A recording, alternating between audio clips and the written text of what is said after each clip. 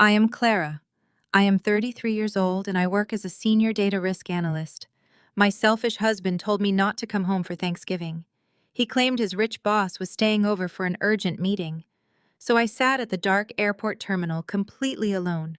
But just after midnight, he called me in an absolute panic, aggressively demanding to know why I was all over the national news. Right before I continue this story, let me know where you are watching from in the comments below. Hit like and subscribe if you have ever had to stand up to family who underestimated your worth. The fluorescent lights of the airport baggage claim buzzed above my head. It was Wednesday evening, the night before Thanksgiving, and the terminal was packed with happy families reuniting for the holiday. I stood by carousel number 4 watching my battered black suitcase circle around. I had just returned from a grueling 2-week data compliance seminar in Chicago. I pulled my phone from my coat pocket and sent a quick text to my husband Bradley. I smiled as I typed the words. Flight landed early. I will be home in an hour to help with the turkey prep. I pulled my heavy bag off the metal belt and waited for his enthusiastic reply. My phone chimed. I looked at the screen and felt the air leave my lungs. Bradley had replied with a cold and clinical directive. Do not come home tonight. Winston is staying over. We are discussing my massive promotion at Vanguard Capital. You being here will just be a distraction. Rent a hotel room near the airport. Do not ruin this for me. I stood frozen in the middle of the crowded terminal. Families pushed past me, hugging and laughing. I dragged my suitcase out of the main walkway and sat heavily on top of it. I did not cry. I did not scream or throw a fit. I just stared at the glowing screen of my phone. This was not the first time Bradley had pushed me aside for his career, but casting me out on the night before Thanksgiving was a new level of cruelty. Bradley was a senior investment portfolio manager. He wore custom suits and drove a leased sports car. He constantly reminded me that my job as a data risk analyst was just pushing buttons. He called me a glorified calculator. He believed he was the architect of our future, and I was just a supporting character lucky to be along for the ride. My phone buzzed. It was not Bradley sending an apology. It was a message from my brother-in-law, Kendrick. Kendrick is married to Bradley's younger sister. He is a brilliant African-American forensic auditor, and he is the only person in my husband's family who has ever treated me with genuine respect. Kendrick faces constant microaggressions from Patricia, my elitist mother-in-law, who never thought he was good enough for her daughter. Kendrick and I shared a silent bond of being the family outcasts. I opened Kendrick's message. There was no greeting. There was only a high-resolution photograph taken through the large glass window of an upscale downtown restaurant. I zoomed in on the image. My heart stopped for 5 seconds. Bradley was not at home with his boss, Winston. Bradley was sitting in a dimly lit booth with Sydney, his 27-year-old junior associate. They were not reviewing investment portfolios or discussing corporate strategy. Bradley was leaning across the polished wooden table, kissing Sydney passionately. 2 half-empty glasses of expensive champagne sat between them. A sharp physical pain ripped through my chest. 10 long years of marriage. 10 years of cooking his meals, doing his laundry, and listening to his arrogant rants about corporate supremacy. All of it was a calculated lie. He had locked me out of my own home so he could sleep with his subordinate. The burning agony of betrayal washed over me, but it did not break me. Instead, the heat solidified into pure focus. The pieces of the puzzle slammed together. Bradley had been hiding his bank statements for months. He changed the passwords to our joint savings accounts, claiming it was a new security protocol required by Vanguard Capital. He had insisted I sign several complex financial documents last spring, calling them routine tax forms my simple brain would not fully understand. He thought I was stupid. He thought I was weak. He thought I was a submissive wife who would quietly check into a cheap airport motel and wait for his permission to come home. Bradley did not know the truth. He did not know that for the past 3 years, while he was busy sleeping with his junior associate and mocking my career, I had been secretly coding a revolutionary artificial intelligence algorithm. I named it Nemesis. It was a hyper-advanced data parsing tool capable of tracing hidden offshore financial networks, detecting market manipulation, and bypassing corporate encryption walls in seconds. It was a weapon of mass financial destruction, and it was sitting quietly on my hard drive. I did not call Bradley. I did not text Sydney. I simply stood up and walked toward a quiet corner of the terminal. I sat down on an uncomfortable metal chair and pulled out my laptop. I opened the screen and bypassed the standard operating system, opening a black command terminal. My fingers flew across the keyboard with lethal precision. I initiated the boot sequence for Nemesis. Lines of green code cascaded down the screen as the artificial intelligence woke up. The airport announcements faded into white noise. Bradley wanted to play a ruthless game of corporate chess with my life. I smiled coldly at the glowing monitor in the empty terminal. He had absolutely no idea he was playing against a machine that I created. She closes her laptop at the airport terminal, the initial secure connection established, and steps out into the cold New York night. The rain hits the heavy glass doors of the Plaza Hotel as Clara walks inside. Her heels click rhythmically against the polished marble floor. She bypasses the standard check-in line and walks directly to the VIP concierge desk. She does not look like a woman who just had her marriage destroyed. She looks like a woman on a mission. She hands the concierge a solid titanium credit card. Bradley does not know this card exists. Bradley does not know this account exists. Bradley thinks she makes $70,000 a year pushing papers in a back office. He thinks her paycheck barely covers her car payment and her half of the groceries. He is wrong. He is so completely wrong. The concierge hands her a key card to a penthouse suite without asking a single question. Clara takes the private elevator to the top floor. She walks into a massive suite wrapped in floor-to-ceiling windows overlooking the Manhattan skyline. She does not look at the breathtaking view. She drops her suitcase on the pristine carpet and immediately pulls her laptop from her leather tote bag. She sits at the heavy oak desk in the center of the dark room. She does not turn on the overhead lights. She opens the laptop. The cool glow of the screen illuminates her face. She types a complex sequence of commands. The standard operating system vanishes instantly. A black terminal takes over the monitor. Green text begins to cascade down the screen in rapid succession. She types the activation code for Nemesis. Nemesis is not a standard tracking program. It is an apex predator in the digital world. She spent 3 years building it. 3 years coding in the dark while Bradley slept beside her. 3 years perfecting an algorithm that can devour encrypted financial data and spit out the absolute truth. She enters Bradley's social security number. She enters his Vanguard Capital employee identification credentials. She hits the enter key. Nemesis goes to work. The primary firewall of his personal banking institution appears on the screen. It is a bank that prides itself on impenetrable security designed for the ultra-wealthy. Nemesis shatters the firewall in exactly 14 seconds. Financial records flood the screen in a torrential wave of data. Clara's eyes dart across the incoming numbers. She looks at his checking account. She looks at his savings account. She looks at his hidden offshore portfolios. Then she sees it. A massive influx of capital deposited exactly 4 months ago. $1.2 million. Clara's fingers fly across the keyboard as she traces the origin of the massive deposit. It is a loan disbursement. It is a second mortgage on their primary residence, the house they bought together in the Hamptons, the house she poured her own hidden savings into to secure the down payment. She pulls up the digital copy of the loan agreement. She scrolls rapidly to the final page. She stares at the signature line. Her name is signed in blue ink next to his. It is a perfect forgery. Bradley forged her signature. Bradley leveraged her home. He risked her sanctuary to extract over $1 million in untraceable cash. She runs the routing numbers to see exactly where the money went. The trail is intentionally convoluted to avoid detection. It bounces through a shell company registered in Delaware. It moves to a holding firm located in the Cayman Islands. It splits into 3 different holding accounts. But Nemesis is relentless. Nemesis tracks the digital footprint straight to its final destination, A private wealth management account registered to a newly formed limited liability company. Clara pulls the registration documents for the company.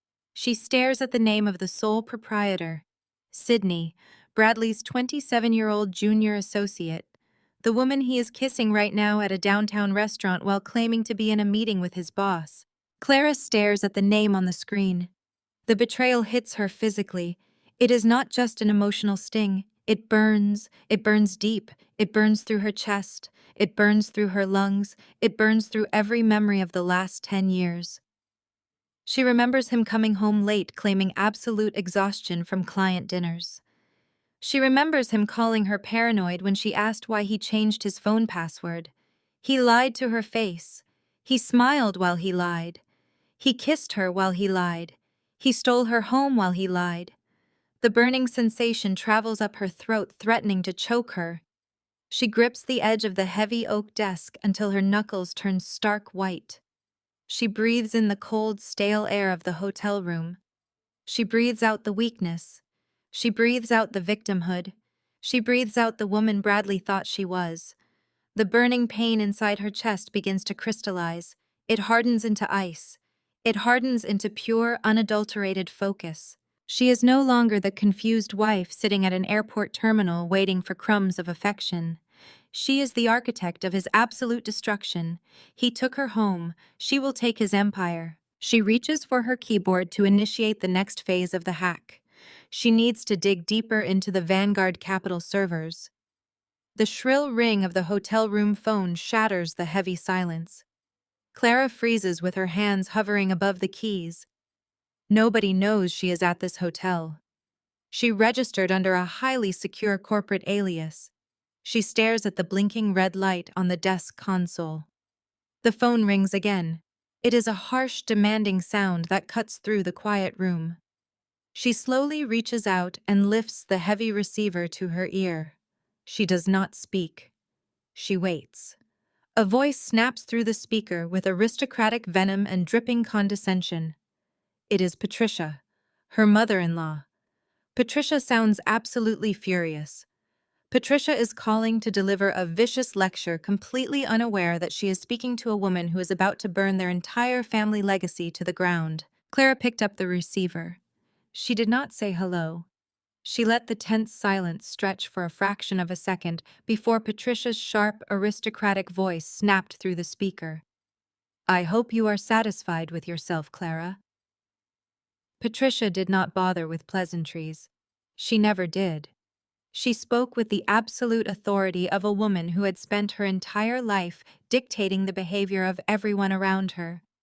Clara held the cold plastic to her ear, staring at the glowing lines of offshore bank routing numbers still scrolling across her laptop screen. "Bradley told me everything," Patricia continued, her tone dripping with intense disdain.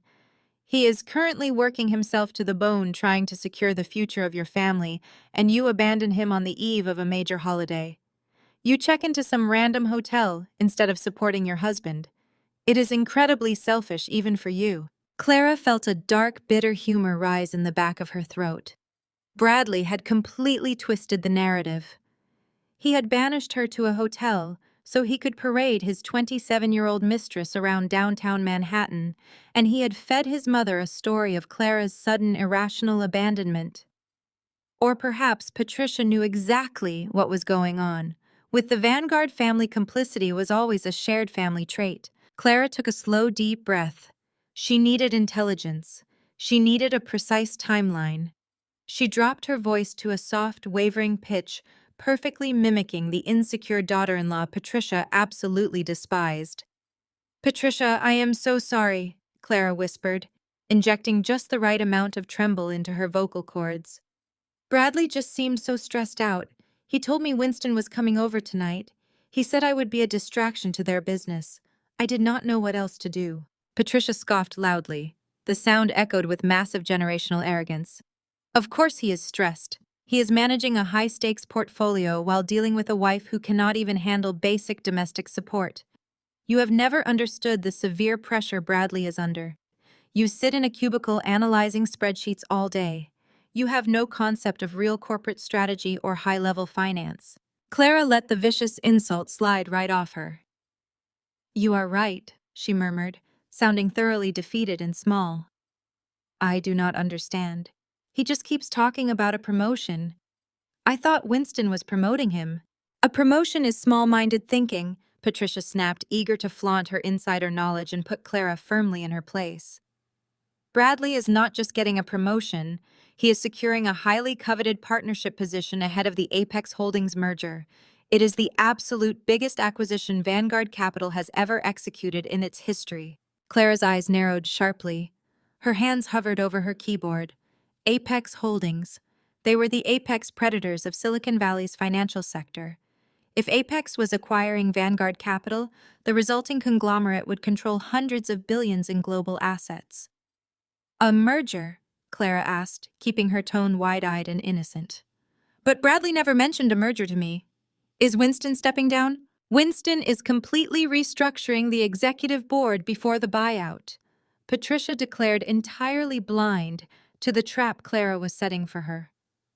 "Bradley has to finalize his buy-in capital by the end of the month. The Apex acquisition team is scheduled to audit Vanguard's internal portfolios in exactly 3 weeks. Everything must be pristine. Winston requires Bradley to show absolute financial stability and massive liquid assets to secure his seat at the grown-up table. And here you are causing ridiculous domestic drama right when he needs total focus." The puzzle pieces slammed violently into place inside Clara's mind. The secret second mortgage, the forged signature on the property deeds, the $1.2 million funneled into an offshore shell company. Bradley was not just stealing to fund a lavish lifestyle with Sydney. He needed clean liquid capital to buy his partnership shares before the massive Apex merger finalized. He was using their marital home to finance his corporate ascension, and he was hiding the stolen assets off the books to pass the upcoming federal audit. "I had no idea," Clara whispered. "I really did not know it was that serious. When is the deal supposed to finally close?" "Christmas Eve," Patricia replied, her voice radiating immense, smug satisfaction. "The final signing is at the Vanguard Corporate Holiday Gala. It will be the crowning achievement of Bradley's career, assuming you do not ruin it with your constant need for emotional attention. Do not call him tonight. Let him work. You can come home tomorrow and properly apologize." "I will," Clara said, her voice dripping with artificial submission. "Thank you for explaining it to me, Patricia." "Try to be a better wife, Clara," Patricia said, and the line went dead. Clara slowly lowered the receiver. She placed it back on the cradle. The false fragility vanished from her face instantly. She turned back to her laptop. Her mind was a steel trap locking down every piece of data Patricia had just arrogantly handed her. Bradley needed the money for the merger buy-in. Apex Holdings was conducting an internal audit in 3 weeks. The final signing was on Christmas Eve. Bradley thought he had outsmarted everyone. He thought he had outsmarted his boss, outsmarted the federal auditors, and outsmarted his supposedly simple-minded wife.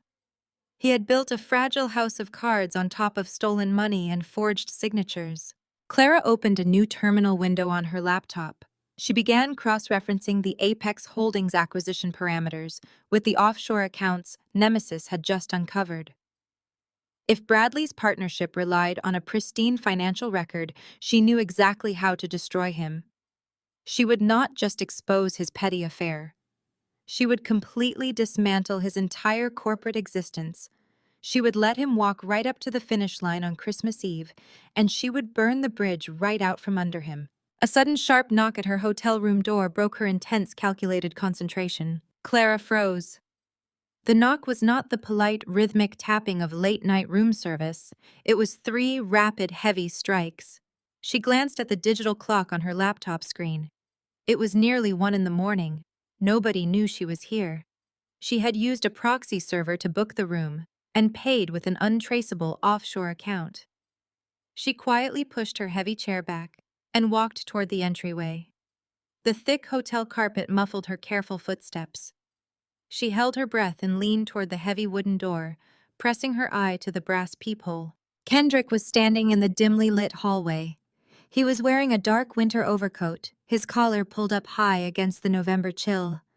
He was looking over his shoulder, his eyes scanning the empty corridor with hyper-vigilant intensity. In his right hand, tightly gripped against his chest, he held a thick military-grade encrypted hard drive. Clara pulls the heavy door open. Kendrick slips into the penthouse suite. He moves quickly, checking the empty hallway before closing the door behind him. He engages the deadbolt and the security chain. The atmosphere in the room changes from quiet isolation to electric urgency. Kendrick does not offer any polite holiday greetings. He does not ask Clara how she is holding up. He walks straight to the glass coffee table in the center of the room and drops a thick military-grade encrypted hard drive onto its surface. The heavy metal casing hits the glass with a dull, echoing thud. She studies her brother-in-law. She asks him how he found her. Kendrick explains that he traced her initial data ping when she accessed the hotel network. He tells her he needed to reach her before Bradley realized she was ignoring his traps. Clara asks the most important question. She asks why he is helping her instead of protecting his wife's brother. Kendrick lets out a harsh, bitter laugh. He unbuttons his overcoat and paces across the carpet. He tells Clara the brutal truth about his reality within the Vanguard family. He describes the Thanksgiving dinner she just missed. While Clara was sitting alone in an airport terminal, Patricia spent the entire evening attacking Kendrick with relentless, suffocating microaggressions. Patricia mocked the neighborhood where he grew up. She asked him in front of Winston if he felt intimidated sitting at a table with real Ivy League executives. She purposely mispronounced his firm's name. Bradley had chimed in, raising his champagne glass and jokingly calling Kendrick the mandatory diversity hire of the financial sector. Kendrick stops pacing. His jaw tightens. He tells Clara about the sheer exhaustion of smiling through their constant disrespect. He describes the silent humiliation of proving his intelligence to arrogant people who view his skin color as a liability to their country club aesthetic. They treat him like a prop. They treat Clara like a maid. Kendrick looks directly into Clara's eyes. He tells her he is done playing the grateful, obedient outcast. He points down at the heavy hard drive resting on the glass table. Kendrick explains that Patricia recently hired his independent forensic auditing firm to run a peripheral review of the Vanguard Capital charitable foundations. Patricia did not hire him because she trusted his skills. She hired him because she thought he was submissive. She genuinely believed Kendrick would blindly rubber-stamp the financial paperwork just to please the family and secure his place at their table. She thought he was blind. She was completely wrong. Kendrick ran a deep, unauthorized forensic sweep of their peripheral accounts. He found massive, gaping holes in the Vanguard ledger. Their offshore holding accounts were bleeding millions of dollars in cash. Client funds were being siphoned off, washed through fake corporate shell companies, and redistributed into private portfolios. Kendrick reveals the most damning detail of all. Bradley was the primary authorized signatory on every single corrupted transfer. Furthermore, Patricia was actively countersigning the massive cash withdrawals from the supposedly untouchable charity foundation. Clara feels her pulse pounding against her ribs. She immediately shares her own discoveries. She tells Kendrick about the second mortgage Bradley took out on their home. She tells him how Bradley forged her signature to steal her equity. She tells him about the shell company registered entirely in the name of Sydney, his 27-year-old junior associate. She tells him about Patricia's phone call. She reveals the upcoming Apex Holdings merger and the mandatory internal audit scheduled in 3 weeks. Kendrick nods slowly, processing the timeline. He tells Clara he already suspected the Apex merger was the main catalyst for Bradley's erratic behavior. Bradley is desperately trying to clean up the dirty ledger and bury the evidence before the Apex executives look under the corporate hood. Kendrick admits he hit a brick wall. He cannot go to the federal authorities yet. He only has scattered fragments of the offshore transactions. Vanguard's internal security matrix is incredibly thick. It is impossible for a standard financial audit to breach their core servers without a federal subpoena. Clara looks down at the hard drive. She looks back at Kendrick. She tells him about Nemesis. She explains that for the past 3 years, she has been secretly coding a hyper-advanced artificial intelligence algorithm capable of eating corporate firewalls for breakfast. Her software can parse encrypted offshore transactions and trace the origin of every stolen dollar. She just needs a digital doorway into their local server. They stand together in the dim light of the penthouse, two outcasts, two highly intelligent professionals systematically undervalued by a family of corrupt narcissists. The Vanguard family considered them both weak links. They considered them acceptable collateral damage. Clara and Kendrick do not need a lengthy emotional exchange to forge their alliance. Their shared humiliation binds them together with unbreakable force. They are going to completely obliterate Bradley's pristine empire. They are going to tear down Patricia's arrogant facade. They are going to expose Vanguard Capital to the ruthless, unforgiving judgment of the federal government. Kendrick reaches deep into his overcoat pocket. He pulls out a small silver flash drive and holds it out to Clara. He explains that this drive contains the master administrative passwords for Vanguard Capital's internal network. He managed to clone the credentials directly from Winston's personal tablet during a supposedly secure board meeting. Clara reaches for the silver drive, but Kendrick pulls his hand back slightly. His expression turns deadly serious. He warns Clara that Vanguard's cybersecurity protocol is aggressively hostile. The second her artificial intelligence bypasses the firewall using Winston's stolen credentials, the system will recognize the geographic anomaly. A highly sensitive silent alarm will instantly trigger at the Vanguard security headquarters. Kendrick hands her the drive and tells her she will have exactly 5 minutes to extract the master ledger before the entire network locks down and permanently traces her location. Clara takes the silver flash drive from Kendrick's outstretched hand. The metal is warm from his grip. She does not hesitate. She inserts the small drive into the USB port of her laptop. The screen flickers. A prompt appears demanding administrative clearance. She hits the enter key. The system accepts the cloned credentials. A stark red timer materializes in the top right corner of her screen. 5 minutes. The countdown begins. 4 minutes and 59 seconds. 4 minutes and 58 seconds. The silence in the penthouse suite feels instantly suffocating. Kendrick stands completely still behind her right shoulder. His dark eyes are locked on the monitor. He knows the sheer magnitude of the risk they are taking tonight. If Vanguard Capital Security traces this digital breach back to Clara's personal machine, they will deploy corporate lawyers and federal investigators before sunrise. They will crush her entirely. They will crush Kendrick without mercy. They will completely bury the ugly truth under a massive mountain of endless litigation. Clara does not let the sudden fear paralyze her. Her fingers dance across the keyboard. She unleashes Nemesis into the Vanguard mainframe.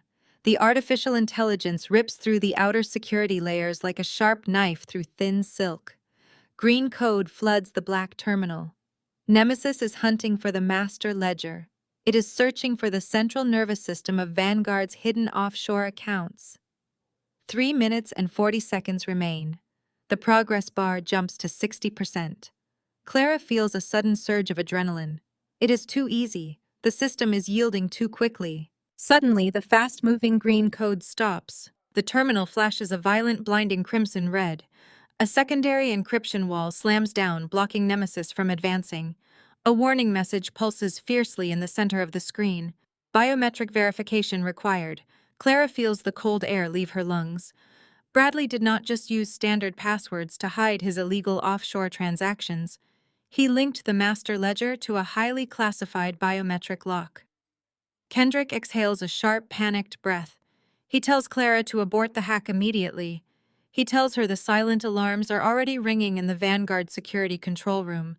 He urges her to pull the flash drive and wipe the system before they are completely exposed. Clara ignores his pleas.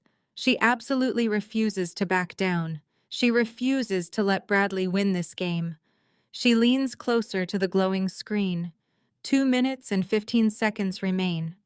She analyzes the complex structure of the biometric lock. It is an algorithmic trap designed to trigger an immediate network lockdown if bypassed incorrectly. But Clara knows Bradley. She knows his extreme arrogance. She knows his lazy reliance on predictable patterns. He considers himself completely untouchable, which means he never updates his recovery codes. Clara opens a back channel within Nemesis. She begins coding a brute force bypass loop. Her hands move with blinding speed. The mechanical clicking of the keyboard fills the silent hotel room. 1 minute and 30 seconds. Kendrick paces the length of the desk. He is sweating. He begs her to disconnect. Clara tunes out his panic. She isolates the biometric requirement and feeds Nemesis a string of Bradley's historical verification markers. She inputs his childhood address, his mother's maiden name, his favorite college professor, and his Vanguard employee identification number. The system rejects them all. The crimson warning flashes faster. 45 seconds. Clara stares at the blinking cursor. She thinks about his arrogance. She thinks about his ego. She types the name of his offshore shell company. Sydney. The screen freezes. 30 seconds. 25 seconds. The system requires a numeric extension. Clara remembers the date of the massive deposit into the Cayman Islands holding account. August 14th. She types 0814, 15 seconds, 10 seconds, 9, 8. The screen goes entirely black. Kendrick curses under his breath. He reaches for the flash drive. Clara slaps his hand away. The monitor erupts in a sea of brilliant green. Access granted. The secondary firewall shatters into a million pieces. The master ledger drops directly into the Nemesis interface. Clara immediately triggers a massive data extraction. Files transfer at lightning speed. The raw data validates everything Kendrick suspected and infinitely more. Bradley is not just borrowing against their house to secure his partnership. He is running a massive systematic embezzlement ring. Clara pulls up the transactional history. Bradley has been skimming millions of dollars directly from Vanguard's top-tier clients. He is targeting elderly investors, diverting fractions of their dividends into the Sydney Shell Company and falsifying their quarterly returns to cover his tracks. He is stealing from vulnerable people who trust him with their life savings. The sheer scale of his criminal enterprise is breathtaking. He has stolen over $14 million in the past 2 years. The download completes. Clara yanks the silver flash drive from the port. The screen reverts to her secure desktop. The Vanguard network is gone. They have the ledger. They have the absolute proof. Clara slumps back in her heavy leather chair. Her heart is hammering violently against her ribcage. Kendrick stares at the amount of downloaded files with wide, terrified eyes. They are holding enough evidence to send Bradley to federal prison for decades. They hold the power to destroy the corrupt Vanguard legacy forever. The silence in the penthouse returns heavier and significantly more dangerous than before. Clara carefully reaches out for her smartphone to double-check the encrypted file transfer protocol. The glowing screen suddenly lights up with a brand new notification. It is a direct text message from Bradley. It is not an angry, arrogant demand. It is not a vicious, abusive rant. It is sickeningly, artificially sweet. "Hey, honey," the brief message reads. "I am so incredibly sorry about our silly fight. I miss you terribly. I am sending you a very quick tax document via secure email. Please sign it tonight so I can finalize my big promotion. I love you." Clara stared at the glowing screen of her smartphone. The text message from Bradley was a masterpiece of emotional manipulation. He was attempting to pivot from domestic tyrant to affectionate partner in less than 12 hours. She did not feel a single ounce of warmth reading his words. She felt only a cold, clinical disgust. Kendrick stood behind her, watching the screen over her shoulder. His breathing was steady, but his posture was rigid with anticipation. Clara set the phone down on the polished desk and turned back to her laptop. She opened her personal email account. The message from Bradley sat at the very top of her inbox. The subject line read, "Routine Tax Compliance Form." It was flagged with high importance. She clicked on the attached document. A PDF file opened on her high-resolution monitor. It was 10 pages long, filled with dense legal jargon and microscopic text. The first page contained standard Vanguard capital letterhead and boilerplate language about financial disclosures. A casual observer might assume it was exactly what Bradley claimed it to be: a simple procedural formality required for a corporate promotion. But Clara was not a casual observer. She was a senior data risk analyst who spent her days hunting for anomalies in complex contracts. She scrolled past the distracting introductory paragraphs and zeroed in on the core operational clauses located on page 7. The document was not a tax form, it was a quitclaim deed. Bradley had buried a legally binding property transfer inside a maze of corporate formatting. The clauses explicitly stripped Clara of all ownership rights, equity claims, and financial interests in their shared residential property. He was attempting to trick her into signing away her half of the Hamptons house. He needed the property title to be entirely in his name to finalize the offshore loan and satisfy the Apex Holdings auditors. He was not just planning to leave her for his subordinate, he was actively trying to render her completely destitute before he served her the divorce papers. Clara felt a sharp, dangerous smile form on her lips. She did not panic. She did not feel betrayed. She felt an overwhelming sense of absolute vindication. Bradley was playing right into her hands. She picked up her phone and dialed his number. He answered on the second ring. His voice was incredibly soft, dripping with manufactured affection. He called her honey and asked if she had received his email. He told her how much he appreciated her handling this small favor while he was buried under mountains of stressful corporate paperwork. Clara pitched her voice a full octave higher. She injected a slight hesitant waver into her tone. She played the part of the confused, overwhelmed wife perfectly. She told him she was looking at the document, but the wording seemed very strange to her untrained eye. She asked him why a tax compliance form required her to list her primary residence as a surrendered asset. She asked him why the document referenced a transfer of title instead of a simple tax bracket adjustment. The false warmth in Bradley's voice evaporated instantly. The shift was immediate and violent. He let out a harsh, condescending sigh. He told her she was completely misinterpreting standard legal vernacular. He explained that Vanguard Capital required all partners to temporarily consolidate their real estate assets for liability purposes. He used big, empty corporate buzzwords to drown out her legitimate questions. He talked over her, attempting to bulldoze her intuition with his aggressive authority. Clara pushed gently. She maintained her innocent facade. She told him she still did not feel comfortable signing something she did not fully understand. She suggested she might send it to a local attorney just to quickly review the terminology before she applied her electronic signature. Bradley exploded. His voice cracked like a whip through the phone speaker. He accused her of being deeply paranoid.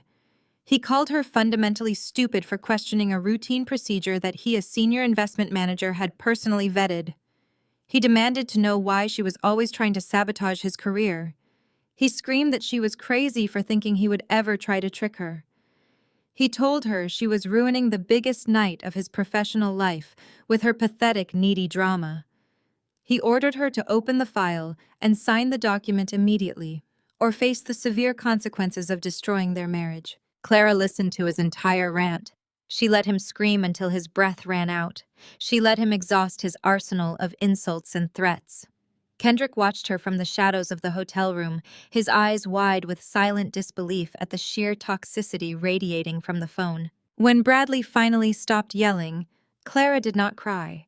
She did not apologize. She did not back down. She smiled directly into the phone. Her voice dropped its fragile pitch and became cold, flat, and absolute.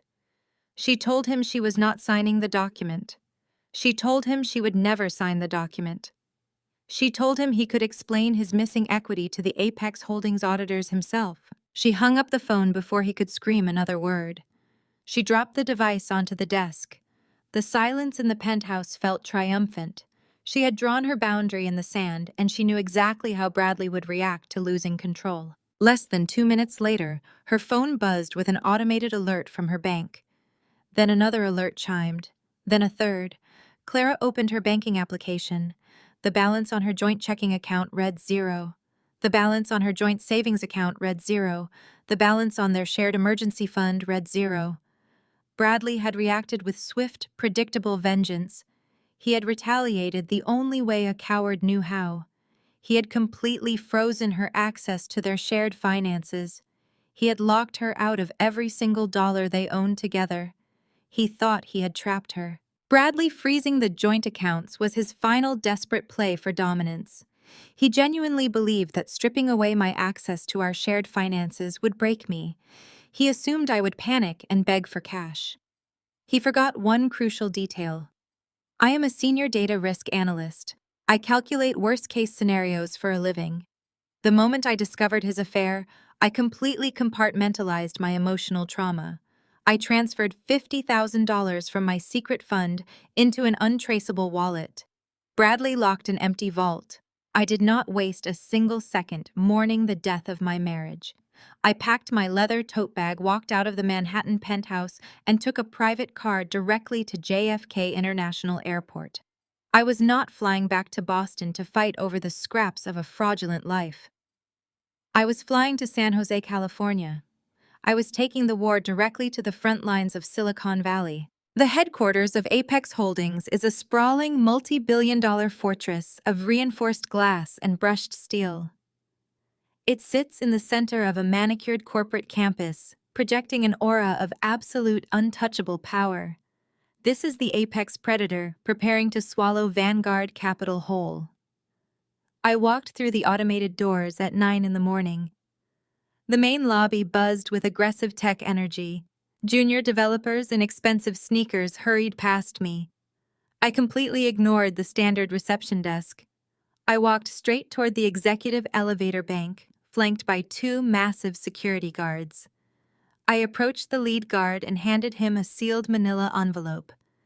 I told him to deliver it immediately to Marcus Sterling, the chief executive officer of Apex Holdings. I told the guard that the envelope contained the exact routing numbers of a massive embezzlement ring actively rotting inside their newest acquisition target. I told him that if Marcus Sterling did not see me in 5 minutes, I would send the same envelope to the Securities and Exchange Commission. 3 minutes later, a highly polished executive assistant escorted me onto the top floor. I walked into a massive sunlit boardroom overlooking the Santa Cruz Mountains.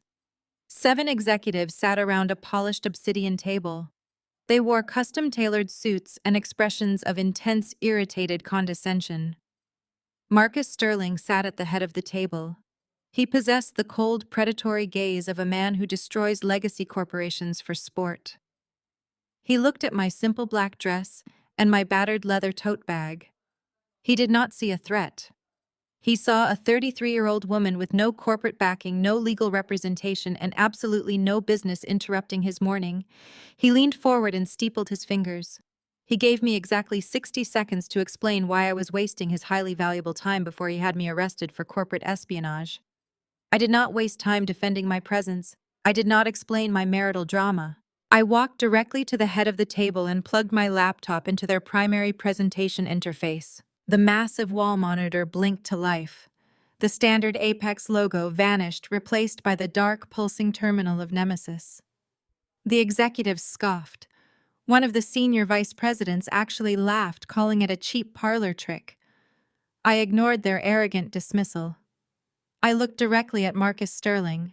I told him that Vanguard Capital was a poisoned asset. I told him that his target company was bleeding millions of dollars through unregulated offshore shell accounts. I told him that Bradley Wilson, a senior investment portfolio manager, was running the entire operation. Marcus Sterling did not blink. He told me that his internal acquisition team had already run a comprehensive audit on Vanguard. He stated that their proprietary security algorithms were the most advanced in the entire financial sector. He confidently declared that Vanguard was clean. I smiled a sharp, completely predatory smile. I told Marcus that his highly advanced security algorithms were fundamentally blind. I told him I could prove it by turning Nemesis against his own corporate network. I did not wait for his permission. My fingers flew across the keyboard with lethal precision. I initiated a direct, localized strike on the Apex Holdings internal security grid. The executives shouted in protest. The vice president lunged toward the table to disconnect my machine. Marcus Sterling raised his hand, halting the man instantly. Marcus watched the screen with sudden, terrifying intensity. Nemesis slammed into the apex firewall, the room filled with the quiet, rhythmic hum of processing power. Green code cascaded down the massive monitor like a digital waterfall.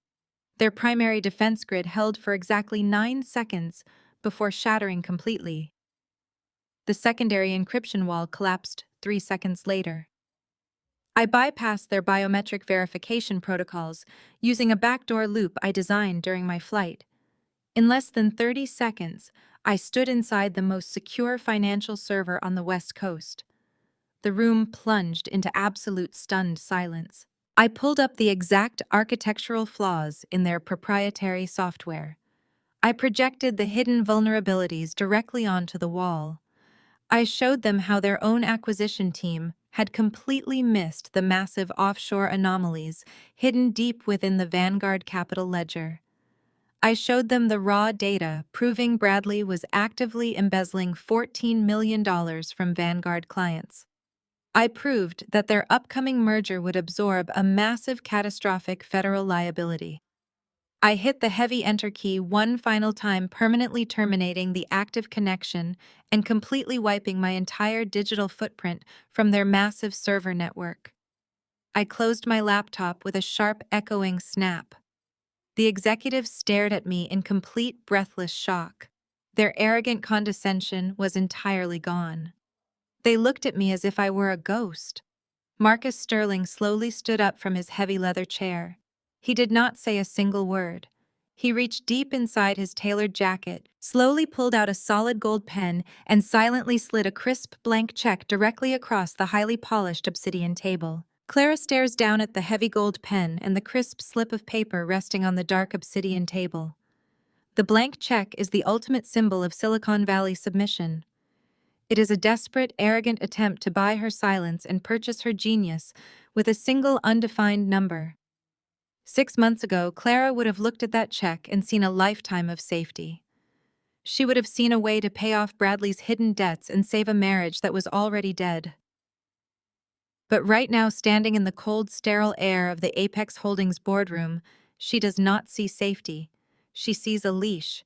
She sees a group of powerful, terrified men trying to throw money at a problem until it quietly disappears. Clara does not reach for the pen. She picks up the blank check by its very edge, holding it between her thumb and forefinger like a contaminated piece of trash.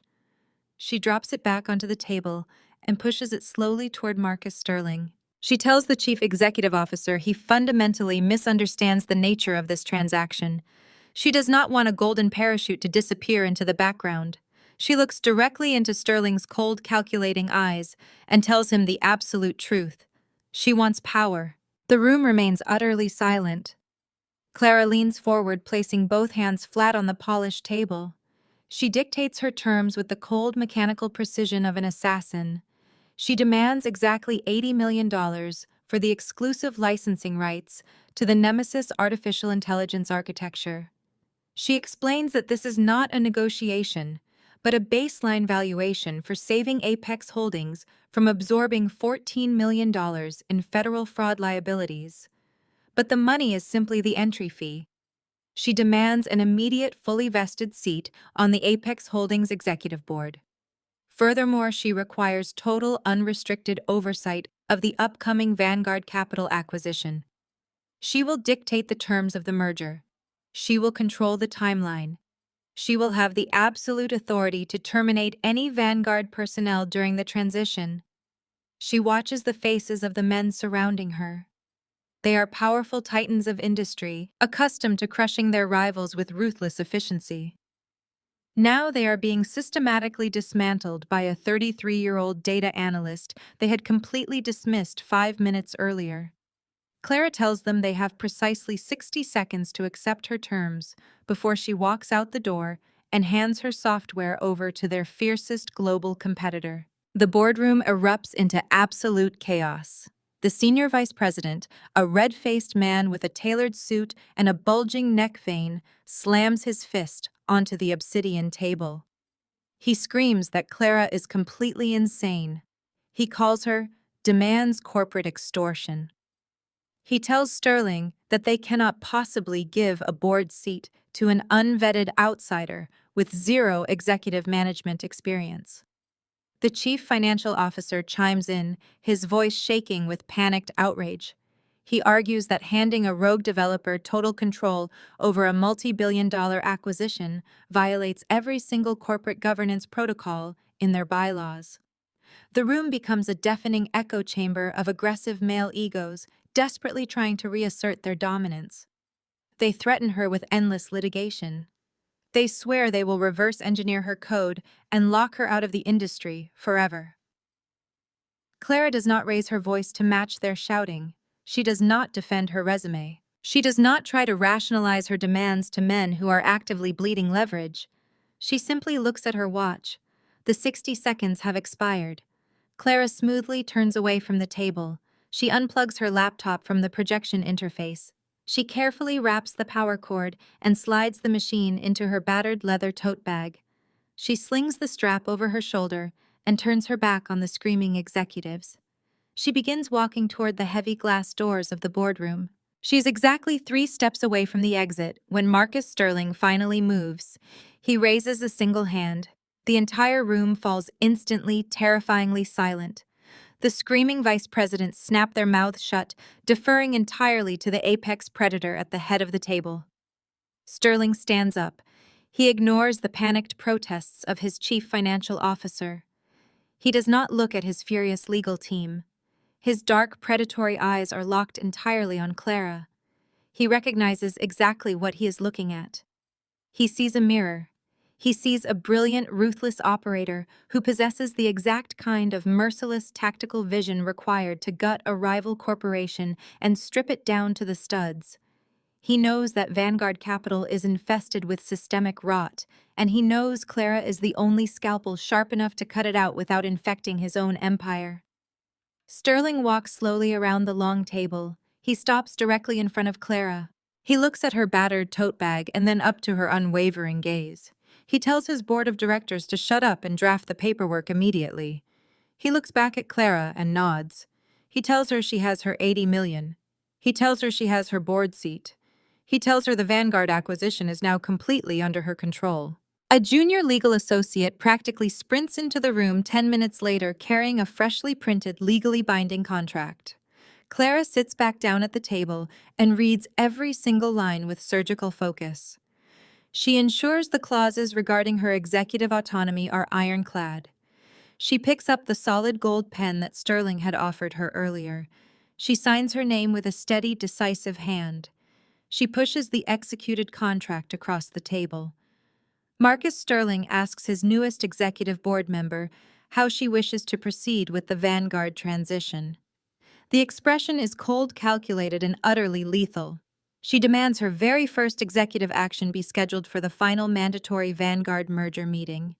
She instructs Sterling to book it for Christmas Eve. Bradley Wilson holds a flute of vintage champagne. He stands in the private viewing room of a high-end diamond boutique on Fifth Avenue. The lighting is meticulously calibrated to make every facet of the gems sparkle. Sydney sits beside him. She wears a silk dress paid for by his offshore accounts.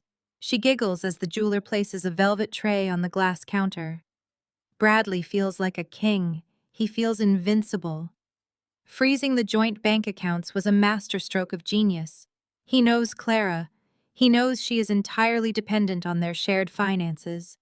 By cutting off her cash flow, he effectively severed her oxygen supply. In his mind, Clara is currently sitting in a run-down motel room, counting loose change to buy a stale cup of coffee. He assumes she is broken. He assumes she is paralyzed by panic. He sips his champagne and smiles at his own brilliance. He neutralized his biggest liability with a few clicks on a banking application. He is free to build his new empire without the dead weight of a wife holding him back. He points to a massive emerald-cut diamond ring in the center of the tray. It is flashy. It is arrogant. It costs more than Clara made in 2 years. He tells the jeweler to wrap it up immediately. He does not even blink at the price tag. He feels the phantom weight of the Apex Holdings merger money already sitting heavy in his pockets. Bradley leaves the boutique with Sydney hanging on his arm. He puts her in a black car and heads straight to the Vanguard Capital Executive Lounge. The room smells of aged leather and expensive cigars. Winston is already sitting in a corner booth, nursing a glass of scotch. Bradley slides into the leather seat opposite him. He signals the waiter for his usual drink. Bradley leans across the table. He is practically vibrating with smug, unearned confidence. He tells Winston that the Apex Holdings deal is a guaranteed lock. He spins a masterful, fabricated narrative about how he personally finessed the Apex executives during their last conference call. He claims he outmaneuvered their financial analysts and secured a valuation that will make the Vanguard partners obscenely wealthy. Winston nods, taking a slow sip of his drink. He praises Bradley for his sharp instincts. He tells Bradley that the Vanguard family always knew he was destined for greatness. Bradley absorbs the praise like a sponge. He is blinded by his own narcissism. He believes his fabricated ledger is an impenetrable fortress. He believes his offshore accounts are invisible ghosts in the digital ether. He has no idea that the very company he is bragging about merging with is now taking direct orders from his wife. He sits in the dimly lit lounge drinking expensive liquor, celebrating a victory that does not exist. He is a dead man walking, digging his own grave with a silver shovel. He excuses himself from the table, stepping into the quiet hallway to tie up one final loose end. Bradley pulls his smartphone from his jacket pocket. He scrolls to Clara's name. He expects the call to go straight to voicemail. He expects her phone service to be disconnected due to lack of payment. The line rings twice. Clara answers. Her voice sounds small. It sounds thin and hollow. Bradley seizes the upper hand. He does not ask how she is doing or where she is staying. He launches into a calculated, brutal monologue. He tells Clara that her little rebellion is officially over. He tells her she played a stupid game and won a stupid prize. He details his current lavish surroundings. He makes sure she hears the clinking of expensive glasses and the hum of wealth in the background. He wants her to feel her poverty. He wants her to choke on her powerlessness. He tells her he is willing to be generous despite her insane paranoia regarding the tax documents. He offers her a one-time final settlement of exactly $10,000. He calls it a transition fund. He tells her $10,000 is enough for a woman of her limited tastes to start over in a cheap apartment. The offer is a deliberate, calculated insult. It is a fraction of what she is legally owed. He tells her the offer expires in exactly 24 hours. If she does not take the money and sign the divorce papers quietly, he will unleash Vanguard's legal team and ensure she spends the next 10 years drowning in court fees. He waits for her to scream and beg.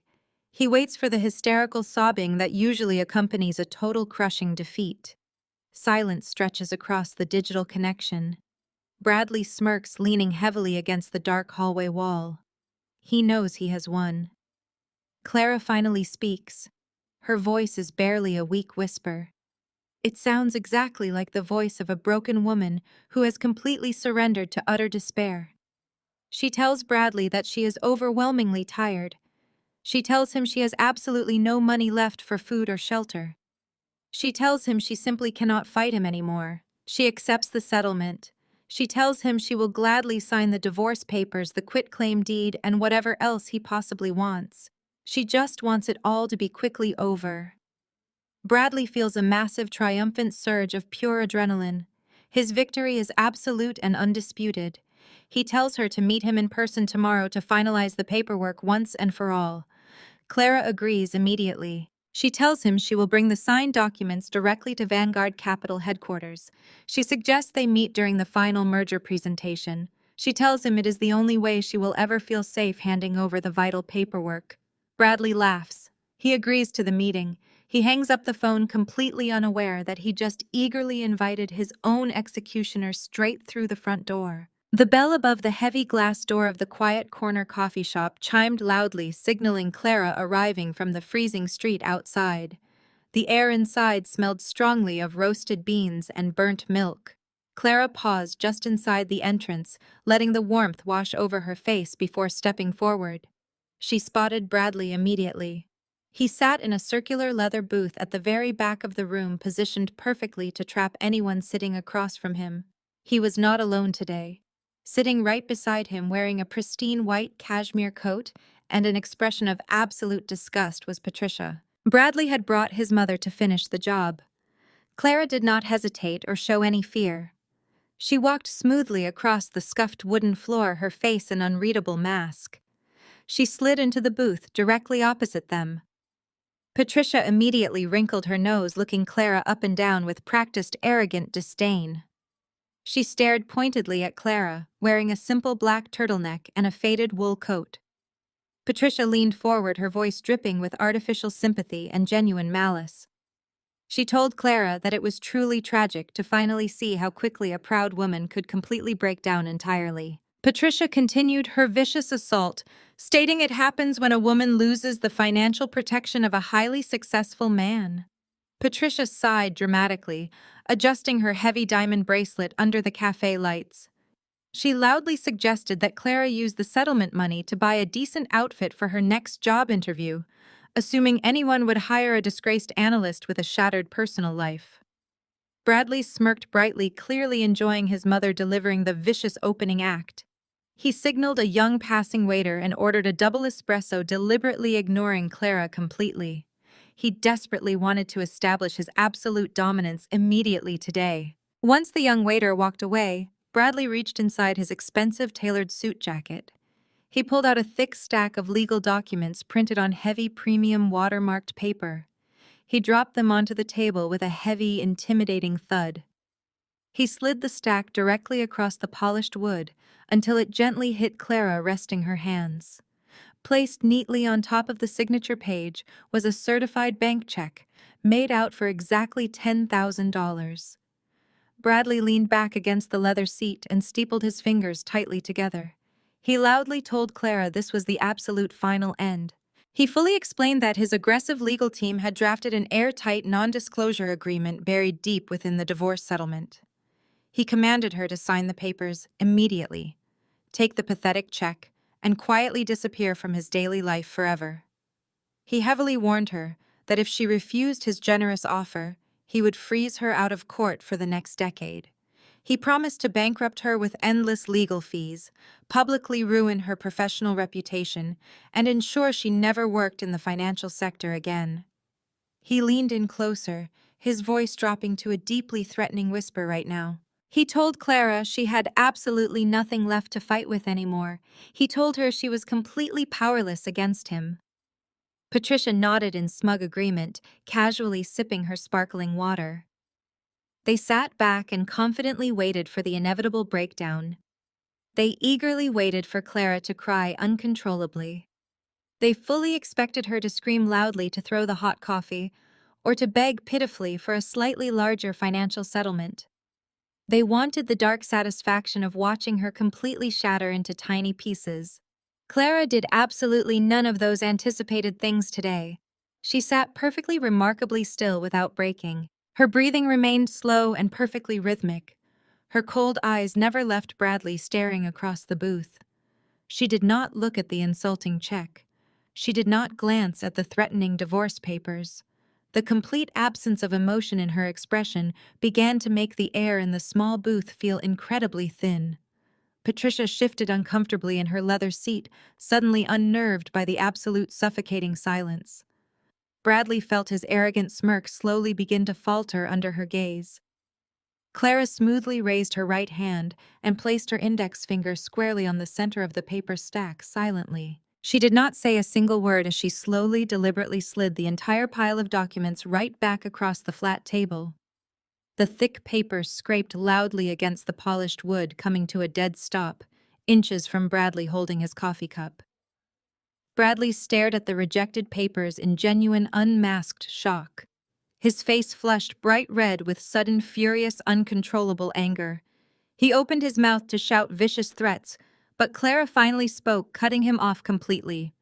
Her voice was ice cold, devoid of any fear, striking the air like a sharpened steel blade striking glass today. She looked directly into his eyes and told him she would not be signing anything today, tomorrow, or ever.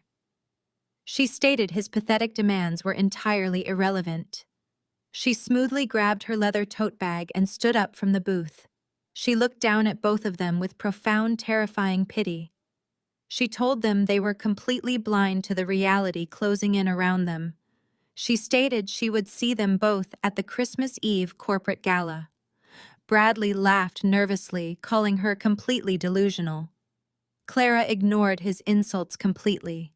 She reached into her bag one final time with purpose. She pulled out a single neatly folded piece of white paper. She dropped it directly onto the rejected divorce documents. She turned around and walked out of the coffee shop, never looking back once. Bradley scoffed loudly, shaking his head at his mother. He reached forward and snatched the paper, expecting a desperate handwritten plea. He unfolded the crisp sheet. It was a copy of a highly classified, heavily encrypted offshore bank statement. Bradley stared at the $14 million balance. The blood instantly drained from his face. He turned completely pale, realizing his total destruction had finally arrived today. Bradley stood frozen on the sidewalk outside the coffee shop, the cold winter wind whipping against his expensive overcoat. He stared at the single sheet of white paper in his trembling hands. The crisp black ink detailed the exact balance of his highly secured, heavily encrypted offshore account in the Cayman Islands. It was a phantom ledger, a financial ghost he had spent 3 years meticulously hiding behind layers of corporate shell companies. Only a handful of people in the entire world even knew the name of the holding company, and none of them had the clearance to access the raw balances. Clara did not just find a breadcrumb. She found the entire bakery. The $14 million glaring back at him was not just a number. It was 20 years in a federal penitentiary. His mother Patricia stood beside him, complaining loudly about Clara's appalling lack of respect, completely oblivious to the radioactive bomb her son was holding. Bradley could not hear a single word she was saying. A high-pitched ringing sound filled his ears. His chest tightened painfully, a cold sweat breaking out across the back of his neck. He crumpled the bank statement in his fist, shoving it deep into his pocket. He turned and walked away from his mother mid-sentence. He needed to plug the hole before his empire bled out. He took a private car directly to the luxury high-rise condo he had recently leased. He burst through the double doors, wild and frantic. Sydney sat on the velvet sofa, lazily scrolling through her phone. She looked up, offering a practiced smile that instantly withered when she saw his face. Bradley did not take off his coat. He marched directly across the living room and snatched the phone out of her hand. Sydney gasped, demanding to know what he was doing. Bradley hurled the phone against the far wall, shattering the screen. He towered over her, his face flushed with paranoia. He accused her of going through his laptop and talking to Clara. He screamed that she was a corporate spy planted to ruin him. Sydney shrank back into the cushions, genuine fear replacing her usual bored arrogance. She denied everything, insisting she barely knew how to operate his security software, let alone bypass biometric encryption. Bradley paced the floor like a caged animal. He pointed a trembling finger at the diamond tennis bracelet on her wrist. He shouted that he had bought her loyalty with offshore funds. The argument quickly deteriorated into an ugly screaming match. Sydney called him a paranoid fool. She told him his money was not worth the constant drama. She grabbed her coat and walked out, slamming the door. Bradley stood alone in the massive apartment. His pristine new life was already beginning to rot from the inside out. He could not stay in the condo. He needed to get back to Vanguard Capital to secure the internal servers before the damage spread. He arrived at the corporate headquarters exactly an hour later, heading straight to the auditing department. He cornered Kendrick in the glass-walled break room. Kendrick was Vanguard's senior internal auditor, the man Bradley had secretly paid off to look the other way during the initial Apex Holdings due diligence phase. Bradley slammed the door shut and locked it. He grabbed Kendrick by the collar, backing him against the refrigerator. Bradley demanded to know who had access to the restricted files, his breath smelling of raw panic. Kendrick did not flinch. He slowly pried Bradley's fingers off his collar. Kendrick looked at Bradley with a chilling, detached calm. He played his part perfectly. He feigned complete ignorance regarding any leaked offshore documents. He calmly reminded Bradley that the federal audits were approaching rapidly. He stated that erratic behavior would only draw unwanted attention from the Securities and Exchange Commission. Kendrick warned him that if Bradley dragged the auditing department into a personal domestic dispute, the internal protections would instantly vanish. Kendrick poured himself a cup of coffee and walked out of the break room, leaving Bradley completely isolated. The pressure was mounting exponentially. Every single person he thought he controlled was slipping through his fingers. Bradley stumbled back to his corner office, locking the heavy mahogany door behind him. He collapsed into his leather chair, running his hands over his face. He desperately tried to convince himself that Clara was bluffing, rationalizing that a single printed bank statement was not enough to trigger a federal indictment. He told himself he could still salvage the situation. He just needed the Apex Holdings merger to close. Once the acquisition was finalized, the Vanguard ledgers would be absorbed, sealed, and buried forever under the massive corporate umbrella. He reached for his desk phone to call his personal lawyer, but the internal line rang first. It was a direct summons from the executive suite. Winston wanted to see him immediately. Bradley checked his reflection in the dark monitor, smoothing his tie and forcing an arrogant smile onto his face. He walked down the corridor and stepped into the senior partner's office. Winston was not sitting behind his desk. He was standing by the massive floor-to-ceiling window, staring out at the Manhattan skyline. His posture was rigid. The atmosphere in the room was suffocatingly tense. Winston slowly turned around. He did not offer Bradley a drink. He did not offer his usual warm paternal smile. He looked at his top-earning manager with cold, unyielding scrutiny. He crossed his arms over his chest and demanded to know exactly what was hiding inside the Vanguard ledgers. Winston stated Marcus Sterling had just called the executive board. Apex Holdings had abruptly halted all forward momentum. Winston stepped closer, his voice dropping to a dangerous tone. He ordered Bradley to explain why the Apex transition team had formally demanded a complete, unrestricted financial review of all offshore assets before they would even consider signing the merger documents at the Christmas Eve Gala. The Vanguard Capital. Christmas Eve Gala is a breathtaking monument to corporate excess. The grand ballroom of the Plaza Hotel is transformed into a winter sanctuary of frosted glass, cascading white orchids, and towering ice sculptures, reflecting the warm light of 1,000 floating candles. Bradley Wilson steps out of his chauffeured town car, pulling his tailored tuxedo jacket tight against the freezing Manhattan wind. He does not bring Sydney to the most important corporate event of the decade. He brings his mother. Patricia steps onto the crimson carpet, wearing a floor-length silver gown and an antique diamond necklace that catches the flashing lights of the hired event photographers. She loops her arm elegantly through his, projecting the flawless, impenetrable image of generational wealth and absolute familial stability.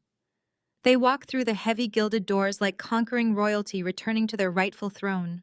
The ballroom hums with the low, steady murmur of industry elites, billionaire investors, and predatory hedge fund managers celebrating another year of ruthless profit. Bradley pastes a brilliant, perfectly manufactured smile across his face. He nods to the senior partners and shakes hands with the major shareholders, playing the role of the triumphant executive who completely secured the massive Apex Holdings merger. Beneath the pristine wool of his custom tuxedo, Bradley is sweating profusely. The false bravado he projects to the room is a thin, fragile shell barely containing his absolute terror. The image of the Cayman Islands bank statement burns brightly behind his eyes, a permanent, searing reminder that his entire fraudulent empire is currently resting on a razor wire. Every time a waiter walks past carrying a silver tray, Bradley grabs a fresh glass of bourbon. He swallows the dark liquor in rapid, desperate gulps, trying to drown the suffocating panic rising in his throat. He knows Clara is out there somewhere holding the detonator to his life, yet she had completely vanished after their disastrous meeting at the coffee shop. His high-priced legal team could not locate her. His private investigators hit a solid brick wall. The uncertainty is driving him completely insane. He wipes a bead of cold sweat from his forehead using a monogrammed silk handkerchief. Patricia does not notice his unraveling mental state. She stands beside him sipping her vintage champagne, loudly boasting to a group of board vice presidents about Bradley and his unparalleled genius and his imminent promotion to the executive board. She brags about the inferior people they had to crush to reach the summit, completely oblivious to the fact that her son is actively hyperventilating. Bradley adjusts his tight collar. The room feels incredibly hot. The rich scent of roasted meats and expensive perfumes makes his stomach churn violently. He checks his gold wristwatch for the 5th time in 10 minutes, desperately praying for the night to end before the walls finally close in around him. High above the crowded ballroom floor, standing in the shadows of the ornate sweeping balcony, Kendrick leans against the carved marble railing. The senior internal auditor watches the chaotic scene unfolding below with clinical, detached fascination. Standing directly beside him is Audrey. She is the lead compliance officer for Vanguard, a razor-sharp executive who has spent the last 72 hours quietly working with Kendrick to trace the massive offshore anomalies bleeding through the company ledgers. Audrey wears a dark crimson dress, holding a crystal flute of sparkling water. She rests her elbows on the cold marble and looks directly down at Bradley Wilson. She watches him down another heavy glass of bourbon and furiously wipe his sweating face. Audrey softly comments that a man with nothing to hide does not drink like he is facing a firing squad. Kendrick nods slowly, his dark eyes tracking Bradley and his erratic, panicked movements through the glittering crowd. He tells Audrey that Bradley genuinely believes the Apex merger will bury the embezzlement trail forever. Audrey smiles a sharp, merciless smile. She tells Kendrick that the arrogance of mediocre men is always their most fatal vulnerability. They both know the devastating truth. They know the internal audits are already complete, the federal fraud files are fully documented, and the trap is perfectly set. They watch Patricia pat her son on the shoulder, still blindly parading him around the room like a prized racehorse. Kendrick checks his phone, seeing a highly classified encrypted text message flash across the screen. He locks the screen and slides the device back into his pocket. He looks at Audrey and tells her it is finally time. They step back from the marble edge and wait in the shadows for the execution to begin. The string quartet playing softly in the corner of the massive corporate ballroom abruptly stops playing mid-measure. The sudden chilling and jarring silence slices through the incredibly loud chatter of the highly affluent crowd. Hundreds of private conversations die instantly. The heavy crystal chandeliers dim slightly, casting a bright, dramatic spotlight directly onto the main stage at the front of the room. Winston steps up to the polished silver microphone. The senior partner looks incredibly grim today. He does not carry a glass for a celebratory toast. He does not wear his usual holiday smile. He grips the very edges of the heavy wooden podium tightly. He looks out over the sea of confused faces, his cold eyes scanning the crowd until they lock directly onto Bradley Wilson. Bradley freezes completely.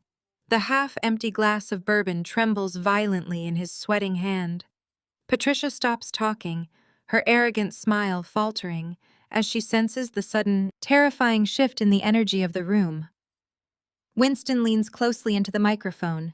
His deep, echoing voice booms across the silent ballroom. He announces that before they can proceed with the evening festivities, there has been a critical alteration to their corporate structure. He announces that the Apex Holdings acquisition team has just arrived to personally conduct the final merger review. The oak doors swing open. The heavy oak doors swing open with a resounding thud that echoes across the silent, glittering ballroom. Every eye in the massive space turns toward the entrance. Clara stands perfectly framed in the doorway. She looks absolutely nothing like the exhausted, defeated woman sitting in the freezing coffee shop just 24 hours ago. She is wearing a stunning, meticulously tailored charcoal designer suit that exudes absolute power and undeniable authority. The sharp cut of the jacket and the flawless drape of the fabric project an image of total dominance. Her posture is rigidly straight, her chin held high, and her expression is an impenetrable mask of cold confidence. She looks completely unstoppable. She looks like a seasoned corporate executioner arriving to claim her rightful bounty. Bradley freezes completely in place. The oxygen instantly leaves his lungs. His brain refuses to process the impossible sight standing at the end of the crimson carpet. He genuinely believes for a frantic, panicked second that he is hallucinating from the sheer stress of his collapsing empire. But Clara takes a deliberate, confident step forward into the ballroom, and the terrifying reality of the moment crushes him. Patricia stands frozen beside her son, her arrogant sneer wiped completely clean off her face. Her mouth hangs slightly open in raw, unfiltered shock. Her fingers go entirely numb. The crystal flute slips directly through her manicured hands. The expensive champagne glass hits the polished marble floor and shatters into 100 glittering pieces. The sharp, violent crash of breaking glass slices through the dead silence of the room, but neither Patricia nor Bradley dares to look down. They remain absolutely paralyzed, staring at the woman they thought they had just successfully buried. Clara begins her long, deliberate walk down the center of the grand ballroom. She does not rush. She does not look at the floor. Her heels click rhythmically against the polished marble, beating like a steady drum of impending doom for the Vanguard executives. The sea of billionaires, industry elites, and predatory hedge fund managers instinctively parts for her. They step back, murmuring in low, hushed tones, recognizing the undeniable aura of raw power she carries. Clara ignores the whispers. She ignores the staring faces.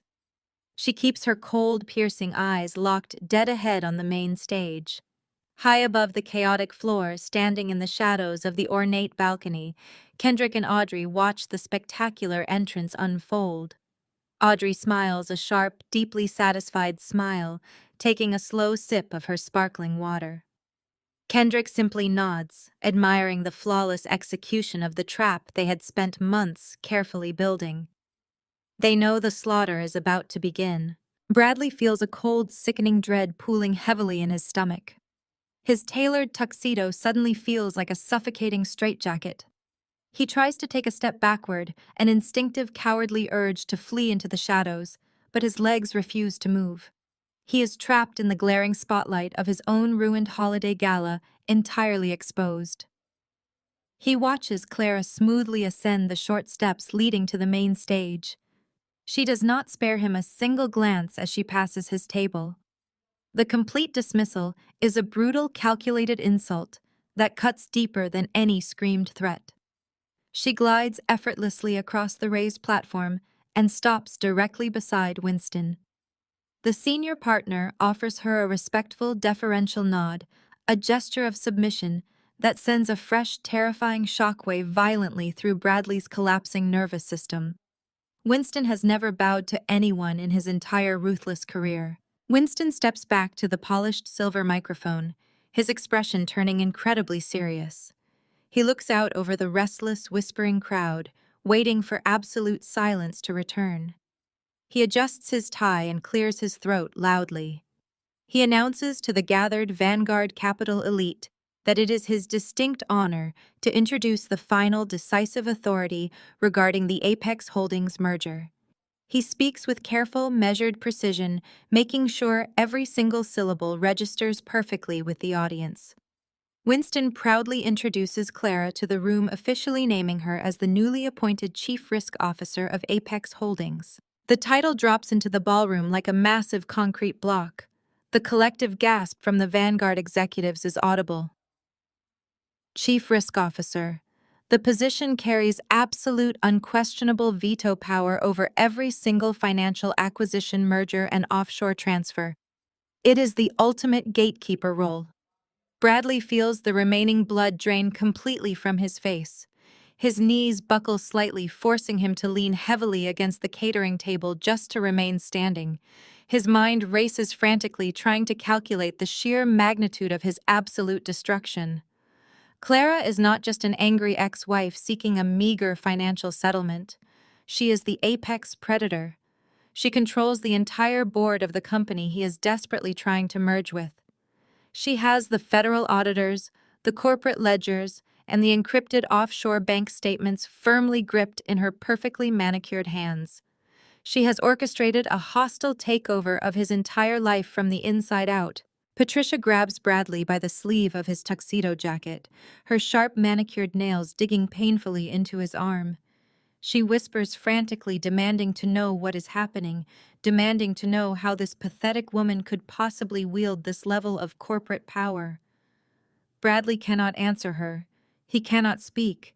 He can only stare in mute, suffocating horror at the stage.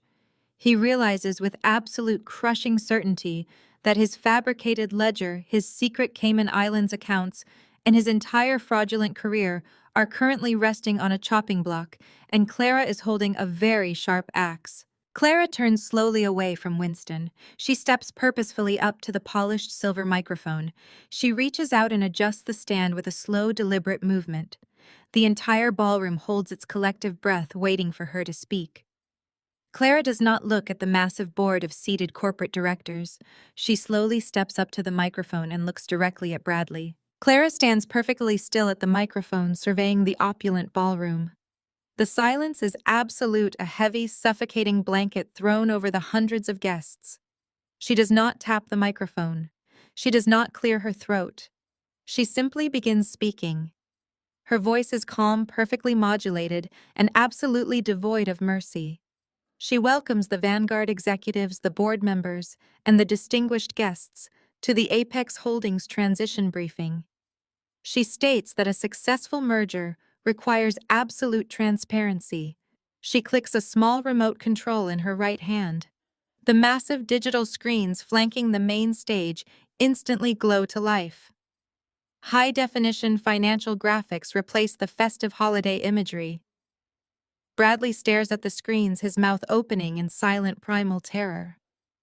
The projection displays a series of complex wire transfers, but Clara expertly distills the raw data into a narrative that every billionaire in the room understands instantly. She traces a line of capital moving from Vanguard's premier client portfolios directly into a labyrinth of obscure, unlisted offshore accounts. She names the specific shell companies. She names the directors of those companies. The directors are all fabricated identities, digital ghosts carefully created to hide one man. She clicks the remote again. The screen shifts to a side-by-side comparison. On the left is a legitimate Vanguard corporate authorization form. On the right is a highly classified internal transfer document approving the movement of millions. Clara points to the signature on the right. She calmly explains to the captivated room that the signature authorizing the massive transfer of client funds is a crude forgery. She explains the distinct variations in the pen stroke, the unnatural angles, the clear signs of a desperate, arrogant imitation. She states that the forged signature belongs to Winston, but the digital footprint authorizing the creation of the document leads directly to the executive terminal in the corner office. She turns her head slowly and looks directly at Bradley.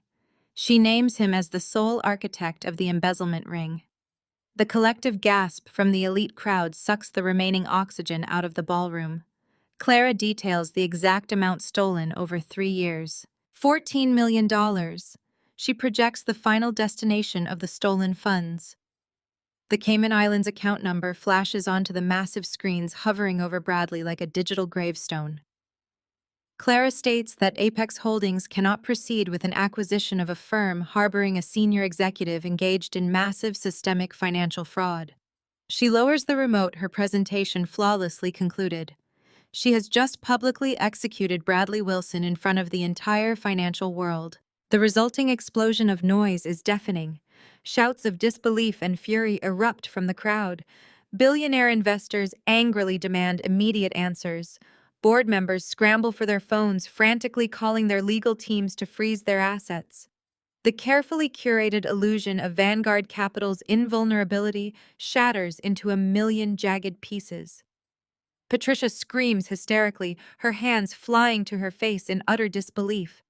She grabs Bradley's arm desperately, shaking him, demanding that he fix this, demanding that he silence the insane woman on the stage. Bradley is completely paralyzed. He cannot move. He cannot speak.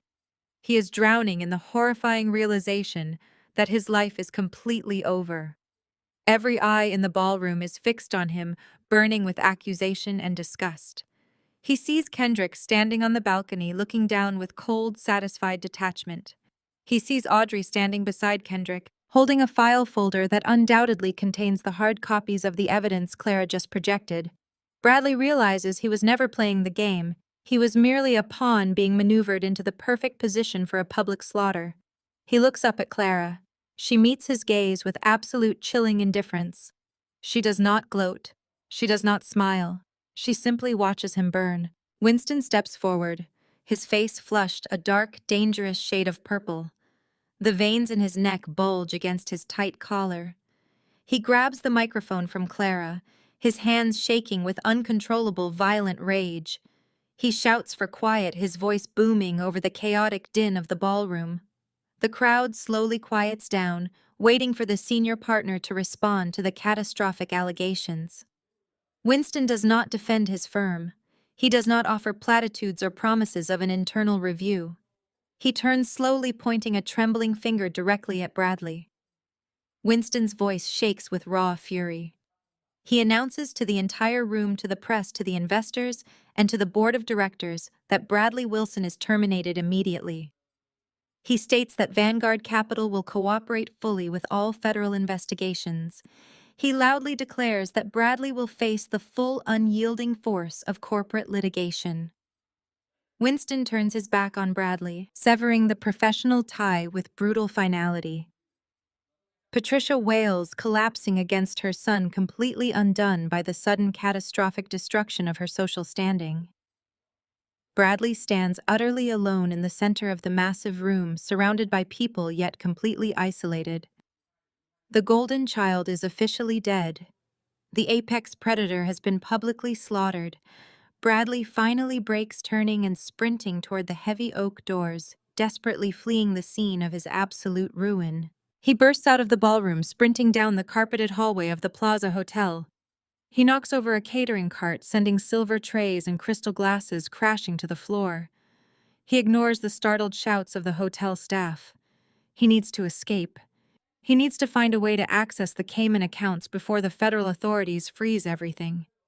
He reaches the lobby and bursts through the revolving doors into the freezing winter night.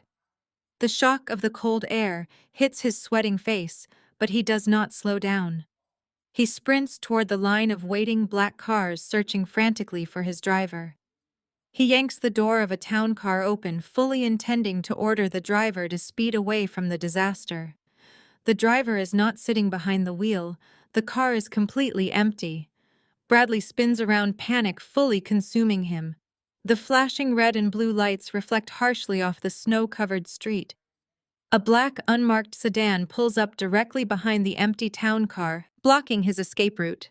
Two men in dark suits step out of the sedan, their faces grim and purposeful. The booming echo of Winston publicly firing Bradley hangs heavily in the chilled air of the grand ballroom. The absolute finality of the termination pins Bradley to the marble floor. He is a man without a company, without a future, and without a defense. As the murmurs of the horrified financial elite begin to swell into a deafening roar, a figure forcefully pushes her way through the dense wall of bespoke tuxedos and designer gowns. It is Sydney. She had used her own remaining corporate credentials to slip past the Plaza Hotel security earlier in the evening, driven by a furious desire to confront Bradley after their explosive fight at the condo. She had intended to demand her severance to secure her own financial safety net before the Vanguard hierarchy discovered his massive liabilities. Instead, she arrived just in time to witness Clara expertly dismantle Bradley with surgical precision. Sydney stands frozen at the edge of the clearing, staring up at the massive projection screens. She sees the intricate web of offshore shell companies laid completely bare. She recognizes the specific Cayman Islands routing numbers. A paralyzing wave of pure, unfiltered panic washes over her entirely. Sydney possesses sharp survival instincts. She knows exactly how the federal authorities dismantle embezzlement rings. They never stop at the primary architect. They aggressively hunt down every single accessory, every financial consultant, and every signature attached to the fraudulent wire transfers. The evidence glowing on the screens directly implicates the holding companies she personally helped manage. She realizes with terrifying clarity that she is firmly chained to Bradley in this sinking ship. She is minutes away from becoming a co-defendant in the largest corporate fraud indictment of the decade. The heavy realization shatters her usual composed arrogance. She needs to act immediately to save herself. She steps out of the crowd and directly into the harsh, glaring spotlight surrounding the disgraced executive. She positions herself perfectly, ensuring that Winston, the board of directors, and every major investor in the room can hear her next words. She deliberately steps away from Bradley, raising her hands in a desperate theatrical gesture of total surrender and feigned innocence. She raises her voice, pitching it loudly to carry over the chaotic rumbling of the ballroom. She points a trembling finger directly at Bradley, her face twisting into a flawless mask of betrayal and horror. She publicly declares that he manipulated her entirely. She shouts to the crowd that she was merely a contracted consultant, acting under his strict authoritative directives. She claims she knew absolutely nothing about the stolen money. She weaves a rapid, desperate narrative of victimhood, loudly asserting that Bradley lied to her about the origin of the offshore funds, explicitly telling her they were his personal legitimate investments. She begs the surrounding executives to believe that she would never knowingly participate in the systemic theft of Vanguard client capital. She forcefully paints Bradley as a predatory mastermind who used his senior executive status to blind her to the horrific reality of his criminal enterprise. She is desperately trying to build an impenetrable firewall between herself and the impending federal raid. Bradley stares at Sydney with bloodshot, frantic eyes. He is already stripped of his prestigious title, publicly humiliated by his ex-wife, and facing a lengthy prison sentence. Sydney, attempting to throw him to the wolves to save her own skin, is the final agonizing twist of the knife. The last remaining shred of his fragile sanity snaps violently. The panicked, cornered animal inside him takes complete control. If he is going to burn tonight, he is absolutely determined to drag everyone down into the flames with him. His face contorts into a mask of pure, unhinged fury. He lunges forward, his expensive tuxedo jacket ripping at the seam as he aggressively closes the distance between them. He points right back at her, his voice cracking as he screams over the noise of the crowd. He calls her a pathetic, calculating liar. Bradley does not hold anything back. He exposes their illicit affair in front of the entire financial industry. He screams out the exact address of the luxury condominium he leased for her using the stolen corporate funds. He loudly details the extravagant gifts, the diamond jewelry, and the first-class vacations she happily accepted while helping him launder the embezzled Vanguard capital. He turns directly toward Winston and the shocked board of directors, explicitly confirming that Sydney was intimately involved in every single fraudulent transaction. He shouts that she authorized the offshore wire transfers from his own bed. He completely destroys her fabricated narrative of innocence, permanently branding her as a willing, greedy accomplice in the massive corporate theft. The chaotic implosion of their toxic alliance creates a massive secondary wave of profound shock that ripples violently through the grand ballroom. Patricia stands completely paralyzed just a few feet away. The horrific reality of her son's actions crashes down upon her in a crushing, suffocating wave. Her golden child is not a brilliant financial prodigy. He is a common thief. Worse, he is a public adulterer who squandered their pristine family reputation on a cheap mistress and illegal shell companies. The elite social circles she had spent decades meticulously cultivating are currently staring at her family with absolute unmasked disgust. The generational prestige of the Blackwell and Wilson names is instantaneously incinerated. She hears the surrounding billionaires whispering their voices, dripping with judgment and heavy pity. The total destruction of her social standing is absolute and irreversible.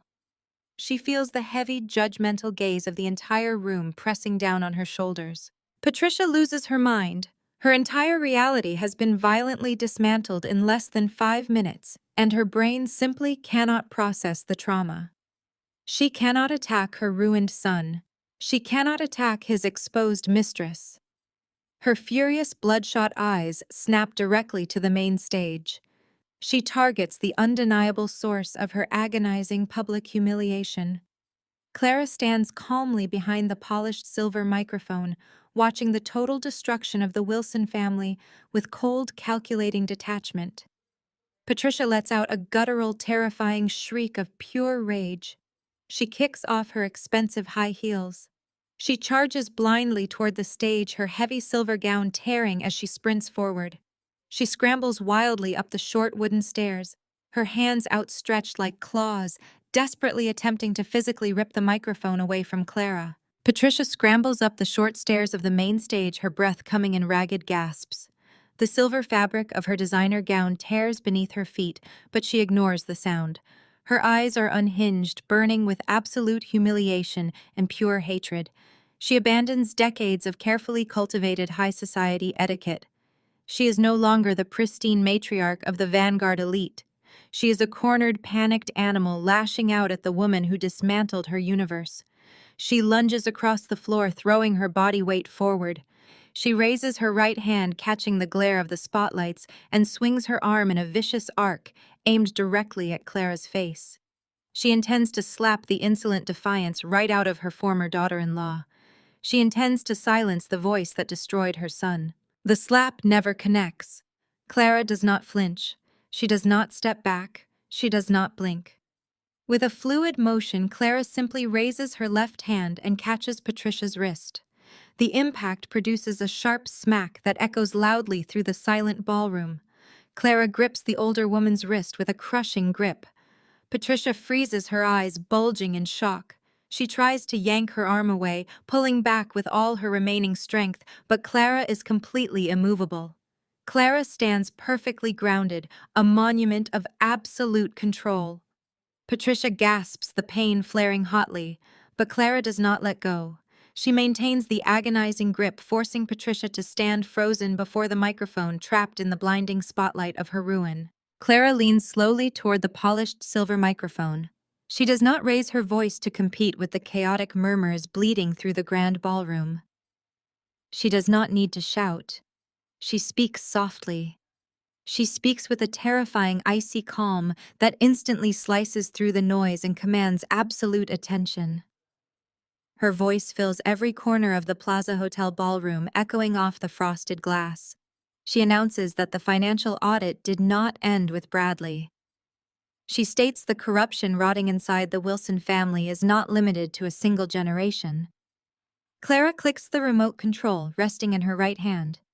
The digital screens behind them abruptly shift, replacing the offshore records, with a new, equally damning set of internal ledgers. The executives in the front row squint at the new data, their faces draining of color as they recognize the specific account headers. Clara looks at the sea of billionaires and industry titans. She calmly reveals the final, most devastating piece of data she uncovered. The specific accounts displayed on the glowing screens do not belong to wealthy investors or corporate hedge funds. They belong to the Vanguard Philanthropic Foundation.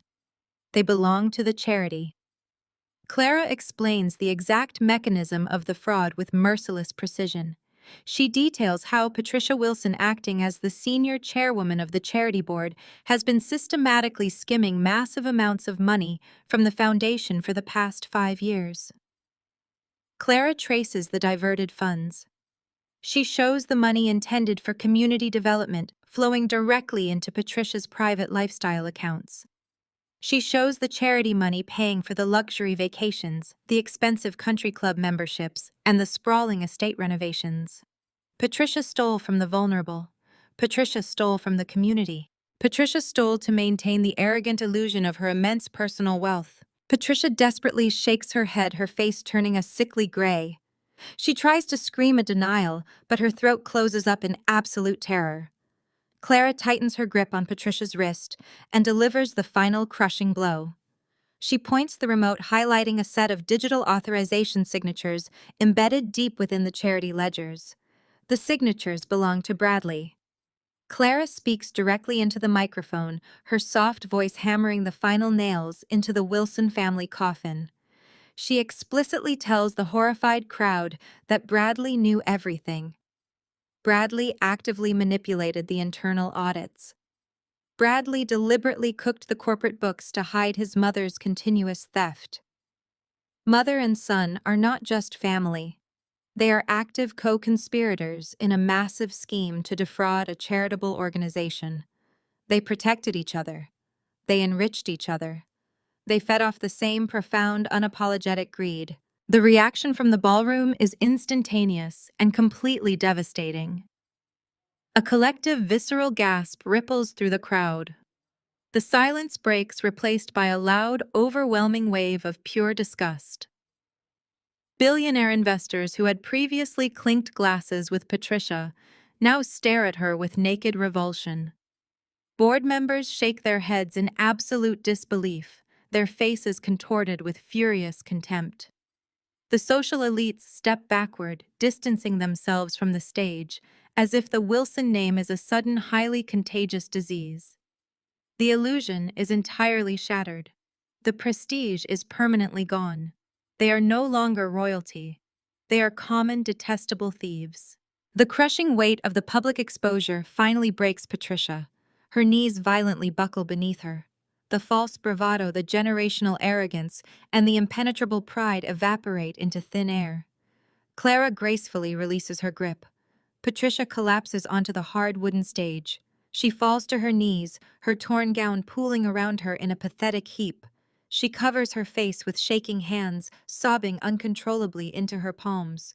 She is destroyed, consumed by an endless ocean of public shame. She cannot look at the crowd. She cannot look at Clara. She is a broken, defeated woman weeping on the floor of the ballroom she once ruled. Suddenly, the heavy atmosphere inside the room is pierced by a new frantic energy. Outside the Plaza Hotel, the screeching wail of multiple sirens tears through the freezing Manhattan night. The piercing, high-pitched alarms grow rapidly louder, converging directly on the front entrance of the building. The massive floor-to-ceiling glass windows of the grand ballroom are suddenly illuminated from the outside. Violent, flashing red and blue lights reflect harshly against the frosted glass, painting the shocked faces of the Vanguard executives in stark, rotating colors. The flashing red and blue lights of the police cruisers illuminate the large glass windows of the grand ballroom, casting frantic, sweeping shadows across the terrified faces of the Vanguard corporate elite. The heavy oak doors burst open with a resounding, undeniable physical force. A highly trained tactical team of federal agents immediately steps into the incredibly opulent space, their dark windbreakers clearly bearing the bold yellow letters of the Federal Bureau of Investigation. Their faces remain completely stony and entirely immune to the staggering wealth and generational prestige filling the enormous room. They move forward with lethal, coordinated efficiency. Kendrick steps out from the dark shadows of the ornate sweeping balcony, a cold and highly calculating smile softly touching his lips. He slowly checks his encrypted digital smartwatch. The timing is absolutely, undeniably flawless. He had meticulously orchestrated this exact moment for maximum destruction, perfectly synchronizing the massive federal raid with Clara's devastating public exposure of the fraudulent ledgers. The inescapable trap has finally snapped shut, its crushing steel teeth biting down incredibly hard on the decaying Wilson family empire. The agents deliberately march straight down the wide center aisle, their heavy black boots loudly thudding against the marble. The vast sea of nervous billionaires, wealthy investors, and terrified corporate board members scrambles wildly out of their direct path, aggressively pressing themselves against the long catering tables and the silk-draped walls. Nobody dares to speak a single word. Nobody dares to physically intervene. The suffocating, incredibly heavy silence of the grand ballroom is broken only by the rhythmic, deeply purposeful march of the imposing law enforcement officers. The lead federal agent keeps his stern eyes locked directly on the bright main stage. He immediately spots Patricia collapsed in a pathetic, ruined heap of torn, expensive silver designer fabric. Patricia is weeping loudly and uncontrollably into her trembling bare hands, thoroughly consumed by the absolute destruction of her once pristine social standing. Directly beside the wooden stage, Bradley suddenly snaps out of his deep, paralyzing trance. His breathing becomes incredibly shallow and exceptionally rapid. The harsh, undeniable reality of the approaching dark windbreakers entirely shatters his final desperate delusion of corporate invulnerability. He realizes he is no longer an untouchable financial god. He is utterly, completely exposed to the merciless justice of the federal government. Pure, primal, unadulterated panic forcefully overrides his temporary physical paralysis in a terrifying flash. Massive amounts of pure adrenaline immediately flood his entire nervous system, screaming wildly at him to survive this absolute catastrophe. He frantically scans the chaotic, crowded room, his deeply bloodshot eyes darting desperately past the advancing federal agents. He quickly spots the large, swinging wooden doors leading directly into the massive hotel catering kitchen. It is his only possible exit from this terrible, inescapable nightmare. Bradley sharply turns his body and blindly bolts. He sprints desperately and recklessly across the vast ballroom floor, his highly expensive leather dress shoes slipping dangerously hard on the highly polished, slick, solid marble surface. He aggressively shoves past a completely paralyzed, terrified hotel waiter, forcefully sending a heavy silver serving tray violently crashing to the cold ground. He reaches his sweating right hand out toward the kitchen doors, his shaking fingertips just mere inches away from a temporary escape. Suddenly, two incredibly massive Vanguard corporate security guards step directly and firmly into his frantic path. They absolutely do not work for him anymore. They work strictly for the executive board, and the furious board has just permanently terminated his employment. The massive guards intercept Bradley with brutal, utterly unforgiving, and immense physical force. They violently tackle him incredibly hard against the heavy wooden double doors, painfully crushing his heaving chest against the highly polished, solid oak. Bradley gasps desperately for air, his burning lungs seizing in absolute unfiltered terror. The pursuing federal agents finally reach the blocked kitchen doors in mere seconds.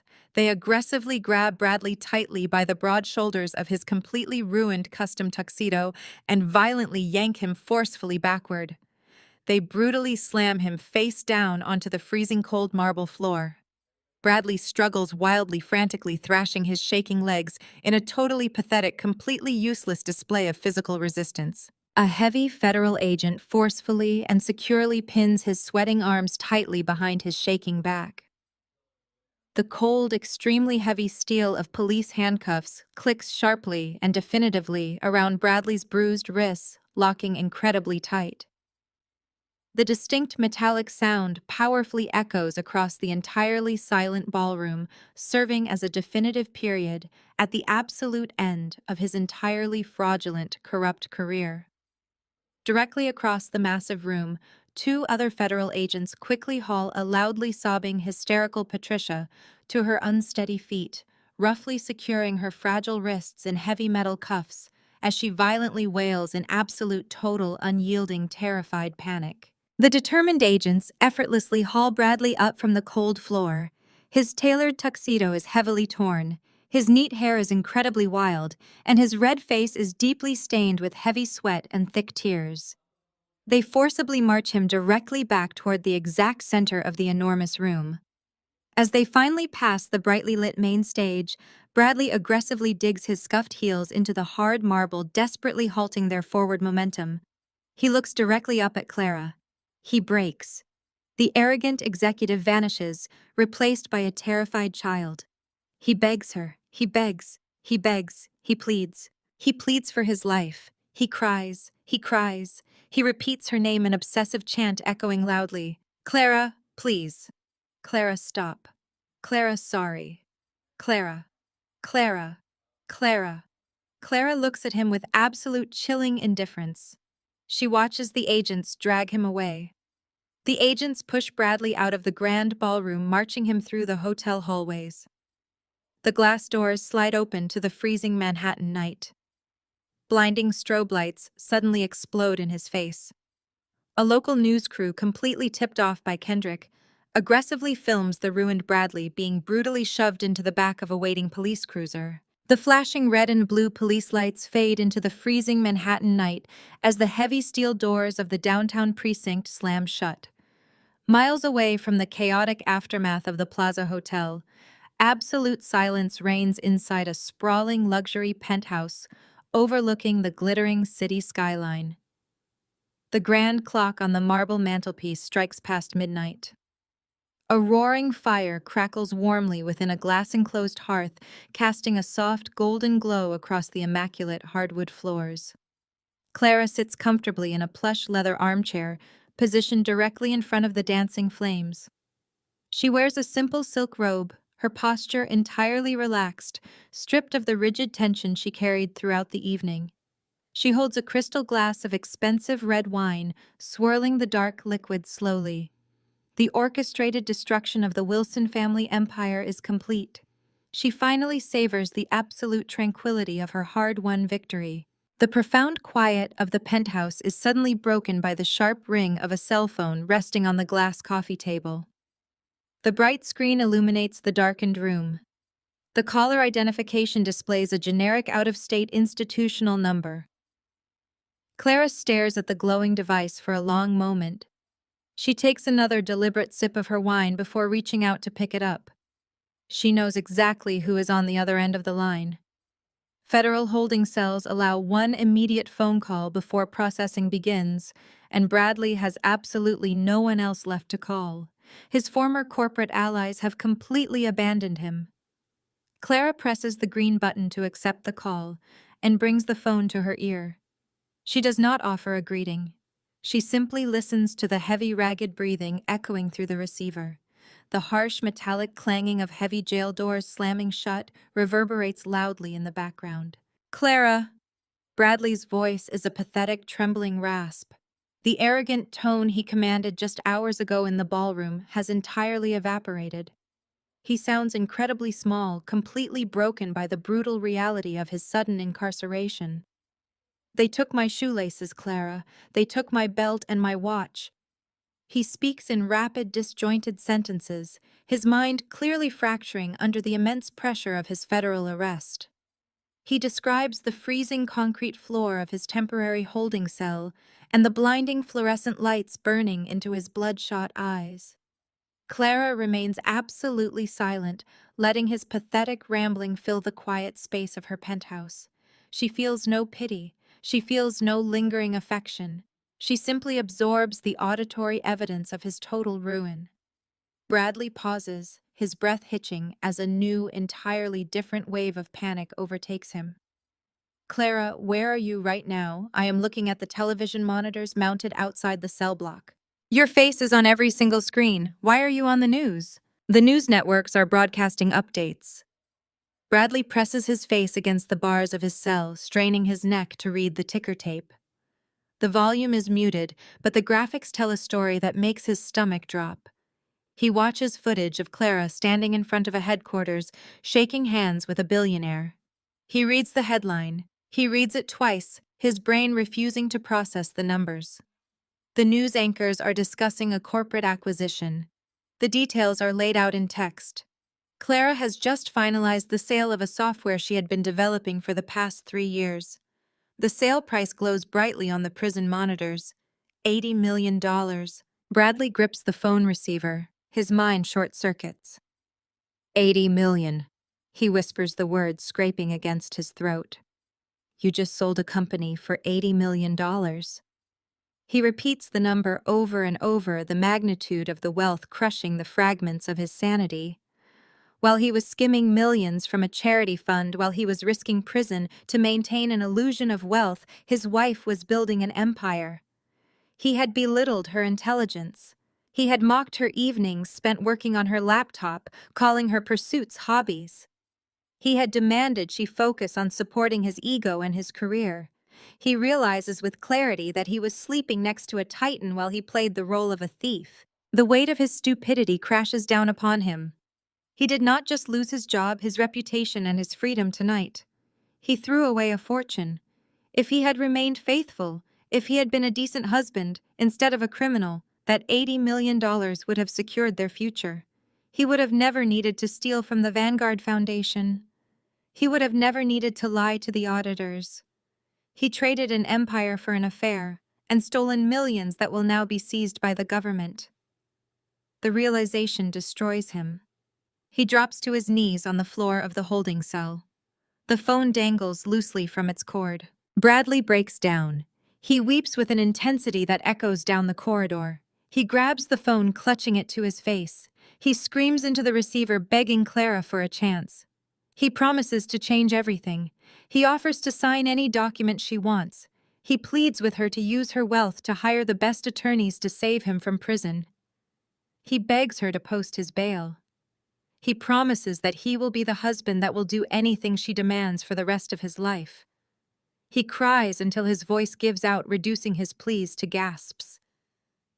He is a shattered man clawing at the walls of the grave he dug for himself. Clara sits in her chair listening to the sounds of his despair.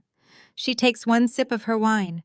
She lowers the glass to the table. She does not offer him a single word of comfort. She does not offer him a single word of anger. She pulls the phone away from her ear. Clara hangs up the phone without saying a single word. The harsh morning sun breaks across the elite neighborhood of Beacon Hill, casting long, sharp shadows across the cobblestone streets. Patricia steps out of a cheap yellow taxi, a stark and humiliating contrast to the chauffeured black cars she is accustomed to commanding. She is physically exhausted and completely drained. She spent the entire night in a freezing federal holding cell before her expensive defense attorneys could finally arrange her bail. Her designer silver gown is completely ruined, torn at the hem, and stained with the dirty water of the Plaza Hotel ballroom floor. She wraps a thin, scratchy police precinct blanket tightly around her shivering shoulders, desperate to hide her total ruin from the prying eyes of her wealthy neighbors. She walks unsteadily toward the towering iron gates of her historic family estate. This massive, sprawling property is her final sanctuary, the last remaining symbol of the generational wealth and absolute power she has wielded for decades. She just needs to get inside, lock the heavy doors, and hide from the vicious media storm currently broadcasting her monumental downfall across every television network. She climbs the wide marble steps, her bare feet aching against the cold stone, and reaches for the ornate brass doorknob. Patricia pulls her heavy keyring from her small clutch purse, her fingers trembling violently from a mixture of sheer exhaustion and lingering adrenaline. She slides the ancient custom-cut brass key into the intricate lock. She turns her wrist, expecting the familiar, satisfying click of the heavy deadbolt sliding away. The key refuses to budge. Patricia frowns, pulling the key out and wiping it frantically against her ruined dress. She shoves it back into the keyhole and twists with all her remaining strength. The metal grinds harshly, but the mechanism remains entirely locked. Panic, cold and sharp, instantly spikes in her chest. She violently rattles the doorknob, pulling and pushing the thick mahogany wood. It does not yield a single inch. She slams her palm flat against the solid wood, her breath coming in ragged, desperate gasps. She presses her face against the ornate glass panels framing the entryway, trying to peer into the dark foyer of her own home. She assumes the federal agents changed the locks during their raid. She raises her fist to pound on the glass, ready to scream for her housekeeper to open the door immediately. Before her knuckles strike the glass, the heavy mahogany door smoothly swings open from the inside. Patricia stumbles forward, barely catching her balance on the marble threshold. She looks up, her furious demand dying instantly in her dry throat. Clara stands calmly in the grand entryway. She is dressed in a perfectly tailored cashmere sweater and dark trousers, looking entirely refreshed and completely in control. Clara holds a steaming mug of coffee, taking a slow, deliberate sip as she looks down at the ruined, shivering woman on the porch. The sheer audacity of Clara standing inside the Wilson family estate strikes Patricia like a physical blow. Patricia's eyes widen in absolute disbelief and raw fury. She demands to know what Clara is doing inside her house. She orders Clara to step aside and threatens to call the police to report a home invasion. Patricia raises her voice, screaming that Clara has absolutely no right to trespass on private property. Clara simply smiles, a terrifyingly cold expression that completely silences Patricia. Clara leans casually against the doorframe, projecting absolute dominance over the space. Clara speaks softly, her voice echoing perfectly in the grand foyer. She informs Patricia that she is not trespassing. She explains that she is simply enjoying a quiet morning coffee inside a property she now legally owns. Patricia barks out a harsh, broken laugh, refusing to believe the impossible statement. She aggressively insists that the historic estate has belonged to the Wilson family for 4 generations and is entirely shielded from corporate seizures. Clara nods slowly, acknowledging the historical fact before dismantling Patricia's final delusion. Clara explains that her newly finalized $80 million technology acquisition gave her unprecedented liquid capital and immense corporate leverage. She did not just sell software. She absorbed a massive portfolio of distressed assets and high-risk debt through a specialized holding firm. Clara looks directly into Patricia's terrified eyes and reveals the fatal flaw in the Wilson family fortress. Patricia had secretly used the estate as collateral years ago to cover Bradley's early hidden gambling debts, assuming she could simply pay it back with the stolen charity funds before anyone noticed. Patricia physically recoils, her face draining of all remaining color. She had completely buried that particular financial transaction, convinced the paper trail was permanently erased. Clara takes another sip of coffee and delivers the killing stroke. She details how Patricia missed 3 consecutive mortgage payments over the past 90 days. Patricia had been desperately funneling every available dollar of liquid cash to secure top-tier defense attorneys and establish a massive legal retainer, anticipating the inevitable fallout from the impending audit. She chose to protect her freedom over her mortgage, assuming the bank would grant a grace period to a woman of her high social standing. Clara reveals that her new corporate entity aggressively purchased that specific defaulted debt from the bank the very second it became available. She accelerated the foreclosure process with ruthless efficiency. The deed was legally transferred at dawn. The historic Wilson estate, the pristine furniture, the manicured gardens, and the very ground Patricia is standing on now belong entirely and exclusively to Clara. Clara steps forward, looking down at the broken, weeping woman, and officially declares Patricia permanently evicted from the premises. The absolute finality of the brutal statement completely shatters the last fragile piece of Patricia's severely fractured mind. She has entirely lost her only son, her immense personal fortune, her social prestige, and now her beloved generational home. The devastating reality of her complete destruction finally crushes her. Patricia falls to her knees, begging for a second chance. Clara stares down at the weeping woman kneeling on the cold marble threshold. Patricia's silver gown is a filthy rag stripped of its aristocratic glory. Her hands clutch desperately at the hem of Clara's dark trousers, her manicured nails scraping the expensive fabric.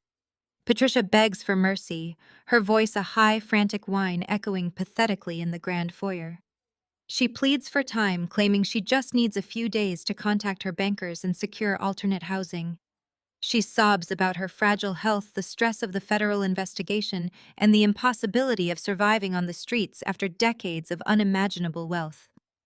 Clara does not move a single muscle. She does not reach down to help. She holds her coffee mug, her posture straight and entirely unyielding. The absolute silence of the estate heavily underscores the complete reversal of their power dynamic. Clara takes a slow, deliberate breath. She looks directly into Patricia's bloodshot, terrified eyes. She speaks with a low, unwavering clarity that cuts straight through the older woman's hysterical sobbing. Clara tells Patricia that there will be absolutely no second chances. She reminds Patricia of the countless times she stood in this exact house, enduring endless psychological torture disguised as maternal guidance. Clara uses the very history of this estate to seal the moment permanently. You gave me nothing. You gave me pain. You gave me lies. The rhythmic repetition strikes Patricia like a physical blow. Clara does not raise her voice, but the absolute finality of her words fills the enormous space. You gave me nothing. You gave me pain. You gave me lies. She repeats the phrase once again, letting the undeniable truth fully crush Patricia's completely false narrative.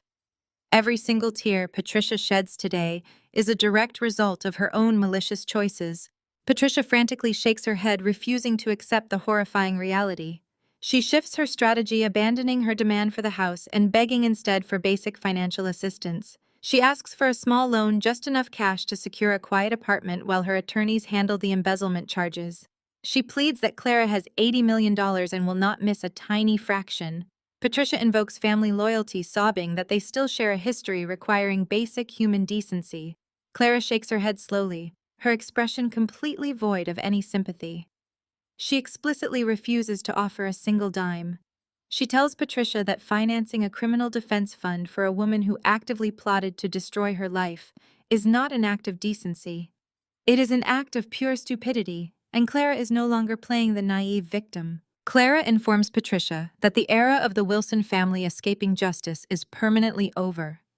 She states with absolute conviction that actions have severe, unalterable consequences. Patricia chose to steal millions from a charity foundation to fund her extravagant lifestyle. She chose to manipulate audits and destroy innocent employees to hide her horrific crimes. She chose to treat Clara like disposable garbage. Now the bill for those specific choices has arrived, and Clara demands payment in full. She tells Patricia she must face the federal prosecutors, the public humiliation, and the impending prison sentence completely alone. Clara steps back, breaking contact with the sobbing woman. She gestures toward a single battered leather suitcase sitting by the front door, hastily packed by Patricia's former housekeeper, before the eviction notice was formally served. Patricia stares at the lone suitcase, her entire body shaking with absolute terror. She realizes there is no hidden loophole, no secret bank account, and absolutely no lingering shred of mercy left in Clara's heart. The impenetrable fortress she built around herself has completely collapsed, leaving her entirely exposed to a reality she spent her life mocking. She slowly forces herself up from the marble floor, her joints popping in the quiet morning air. She grips the thin police blanket tightly around her shivering shoulders, her face a mask of total defeat. She does not say another word. She grabs the heavy handle of the leather suitcase, her knuckles turning a sickly white. She turns her back on the grand foyer, the sparkling chandeliers, and the life of supreme luxury she will never experience again. Patricia steps off the front porch and begins the long, humiliating walk down the sweeping driveway. The rough cobblestones bite painfully through the thin soles of her ruined stockings. She drags the heavy suitcase behind her, the wheels scraping loudly against the uneven stone. She walks past the manicured rose gardens she used to display to her friends. She walks past the large marble fountains that are shut off for winter. The iron gates of the estate stand wide open in the distance, framing the harsh street beyond. She is completely alone, a solitary broken figure cast out of her own kingdom. She keeps her head bowed, terrified of catching the judgmental gaze of her neighbors. She knows her spectacular eviction will be the main topic of conversation at every exclusive country club in the city. Clara stands silently on the porch, watching the pathetic figure retreat toward the main road. She takes a final satisfying sip of her warm coffee. The toxic chapter of her life involving the Wilson family is officially closed. She feels a profound sense of absolute peace settle over her shoulders. Suddenly, the sharp crunch of expensive tires on gravel echoes loudly up the long driveway. A sleek, black luxury SUV confidently turns through the open iron gates, driving directly past the weeping Patricia without slowing down. The vehicle pulls smoothly up to the front of the grand estate and stops. The heavy car doors swing open simultaneously, breaking the silence. Kendrick and Audrey step out into the bright morning sunlight, their faces beaming with joyful smiles. Kendrick carries a tray of steaming gourmet coffees, while Audrey holds a massive white bakery box filled with fresh pastries. They walk briskly toward the grand porch, completely ready to celebrate their victory. The sharp crunch of heavy tires rolling over the gravel driveway cuts through the freezing morning air. A sleek black luxury SUV confidently pulls to a stop right at the base of the grand marble steps. The heavy car doors swing open simultaneously, breaking the silence that had settled over the estate. Kendrick and Audrey step out into the bright winter sunlight, their faces beaming with joyful, unburdened smiles. Kendrick carries a silver tray holding steaming cups of gourmet dark roast coffee. Audrey holds a white bakery box tied with a red ribbon filled with fresh almond croissants and chocolate eclairs. They do not look down the long, winding driveway. They do not waste a single glance on the weeping woman dragging her suitcase toward the street. Their attention is entirely focused on Clara. Kendrick flashes a brilliant, triumphant smile as he reaches the top landing. He hands Clara a hot cup, the rich scent of espresso chasing away the lingering stench of Patricia's desperate panic. Clara accepts the coffee, letting the heat seep into her cold fingers. She gestures toward the plush patio chairs arranged perfectly around a glass table on the sweeping veranda. Audrey sets the bakery box on the table and takes a seat. Her usual confident, sharp demeanor is replaced by something entirely vulnerable and genuine. She looks directly at Clara, her eyes shining with unshed tears. Audrey takes a deep breath and issues a sincere, unreserved apology. She admits that she spent years being completely blind to the toxic poison running through the veins of the Wilson family. She confesses that she allowed the illusion of generational wealth and high society prestige to mask the brutal emotional abuse Clara suffered daily. Audrey acknowledges her own deep complicity. She admits her silence was a dangerous weapon Patricia and Bradley used to isolate Clara. She tells Clara that watching Patricia treat people like disposable garbage was a harsh reality she chose to ignore because it was easier than fighting the matriarch. Audrey reaches across the glass table and rests her hand over Clara's. She promises that she will never again look the other way. She expresses her profound admiration for the sheer strength Clara demonstrated by dismantling the family's corrupt empire single-handedly.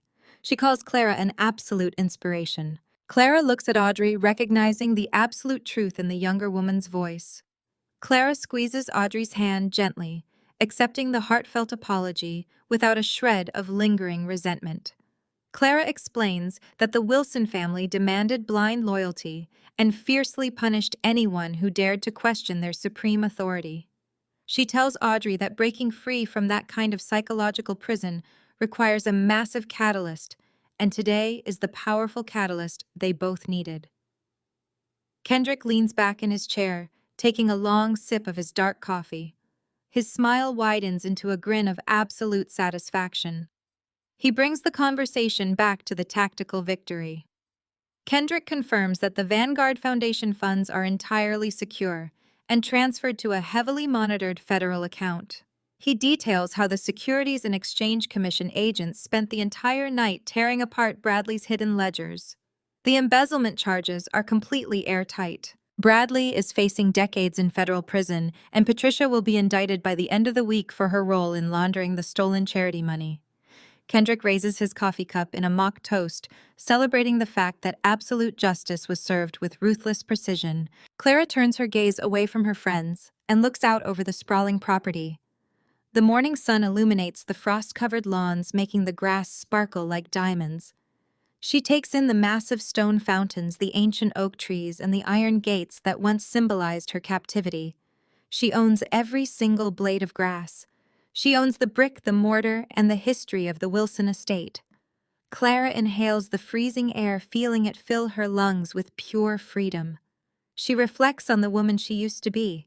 For years, she was the overlooked wife, dismissed as a hobbyist, mocked for her late nights typing complex code on her laptop. She was treated as a decorative background piece in Bradley's fraudulent life. That woman is permanently dead. The timid, accommodating wife has been entirely incinerated by the fires of betrayal. In her place stands a fierce powerhouse. She is a multimillionaire, a brilliant technological titan, and a woman who refuses to be silenced or marginalized ever again.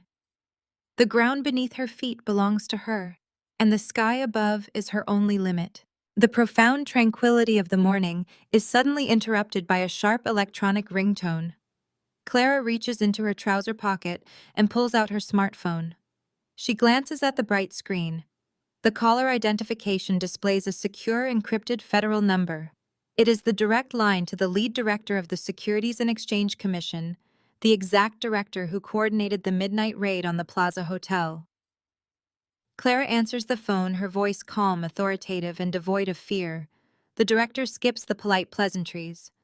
He informs Clara that her proprietary tracking algorithm performed flawlessly during the extensive Wilson audit.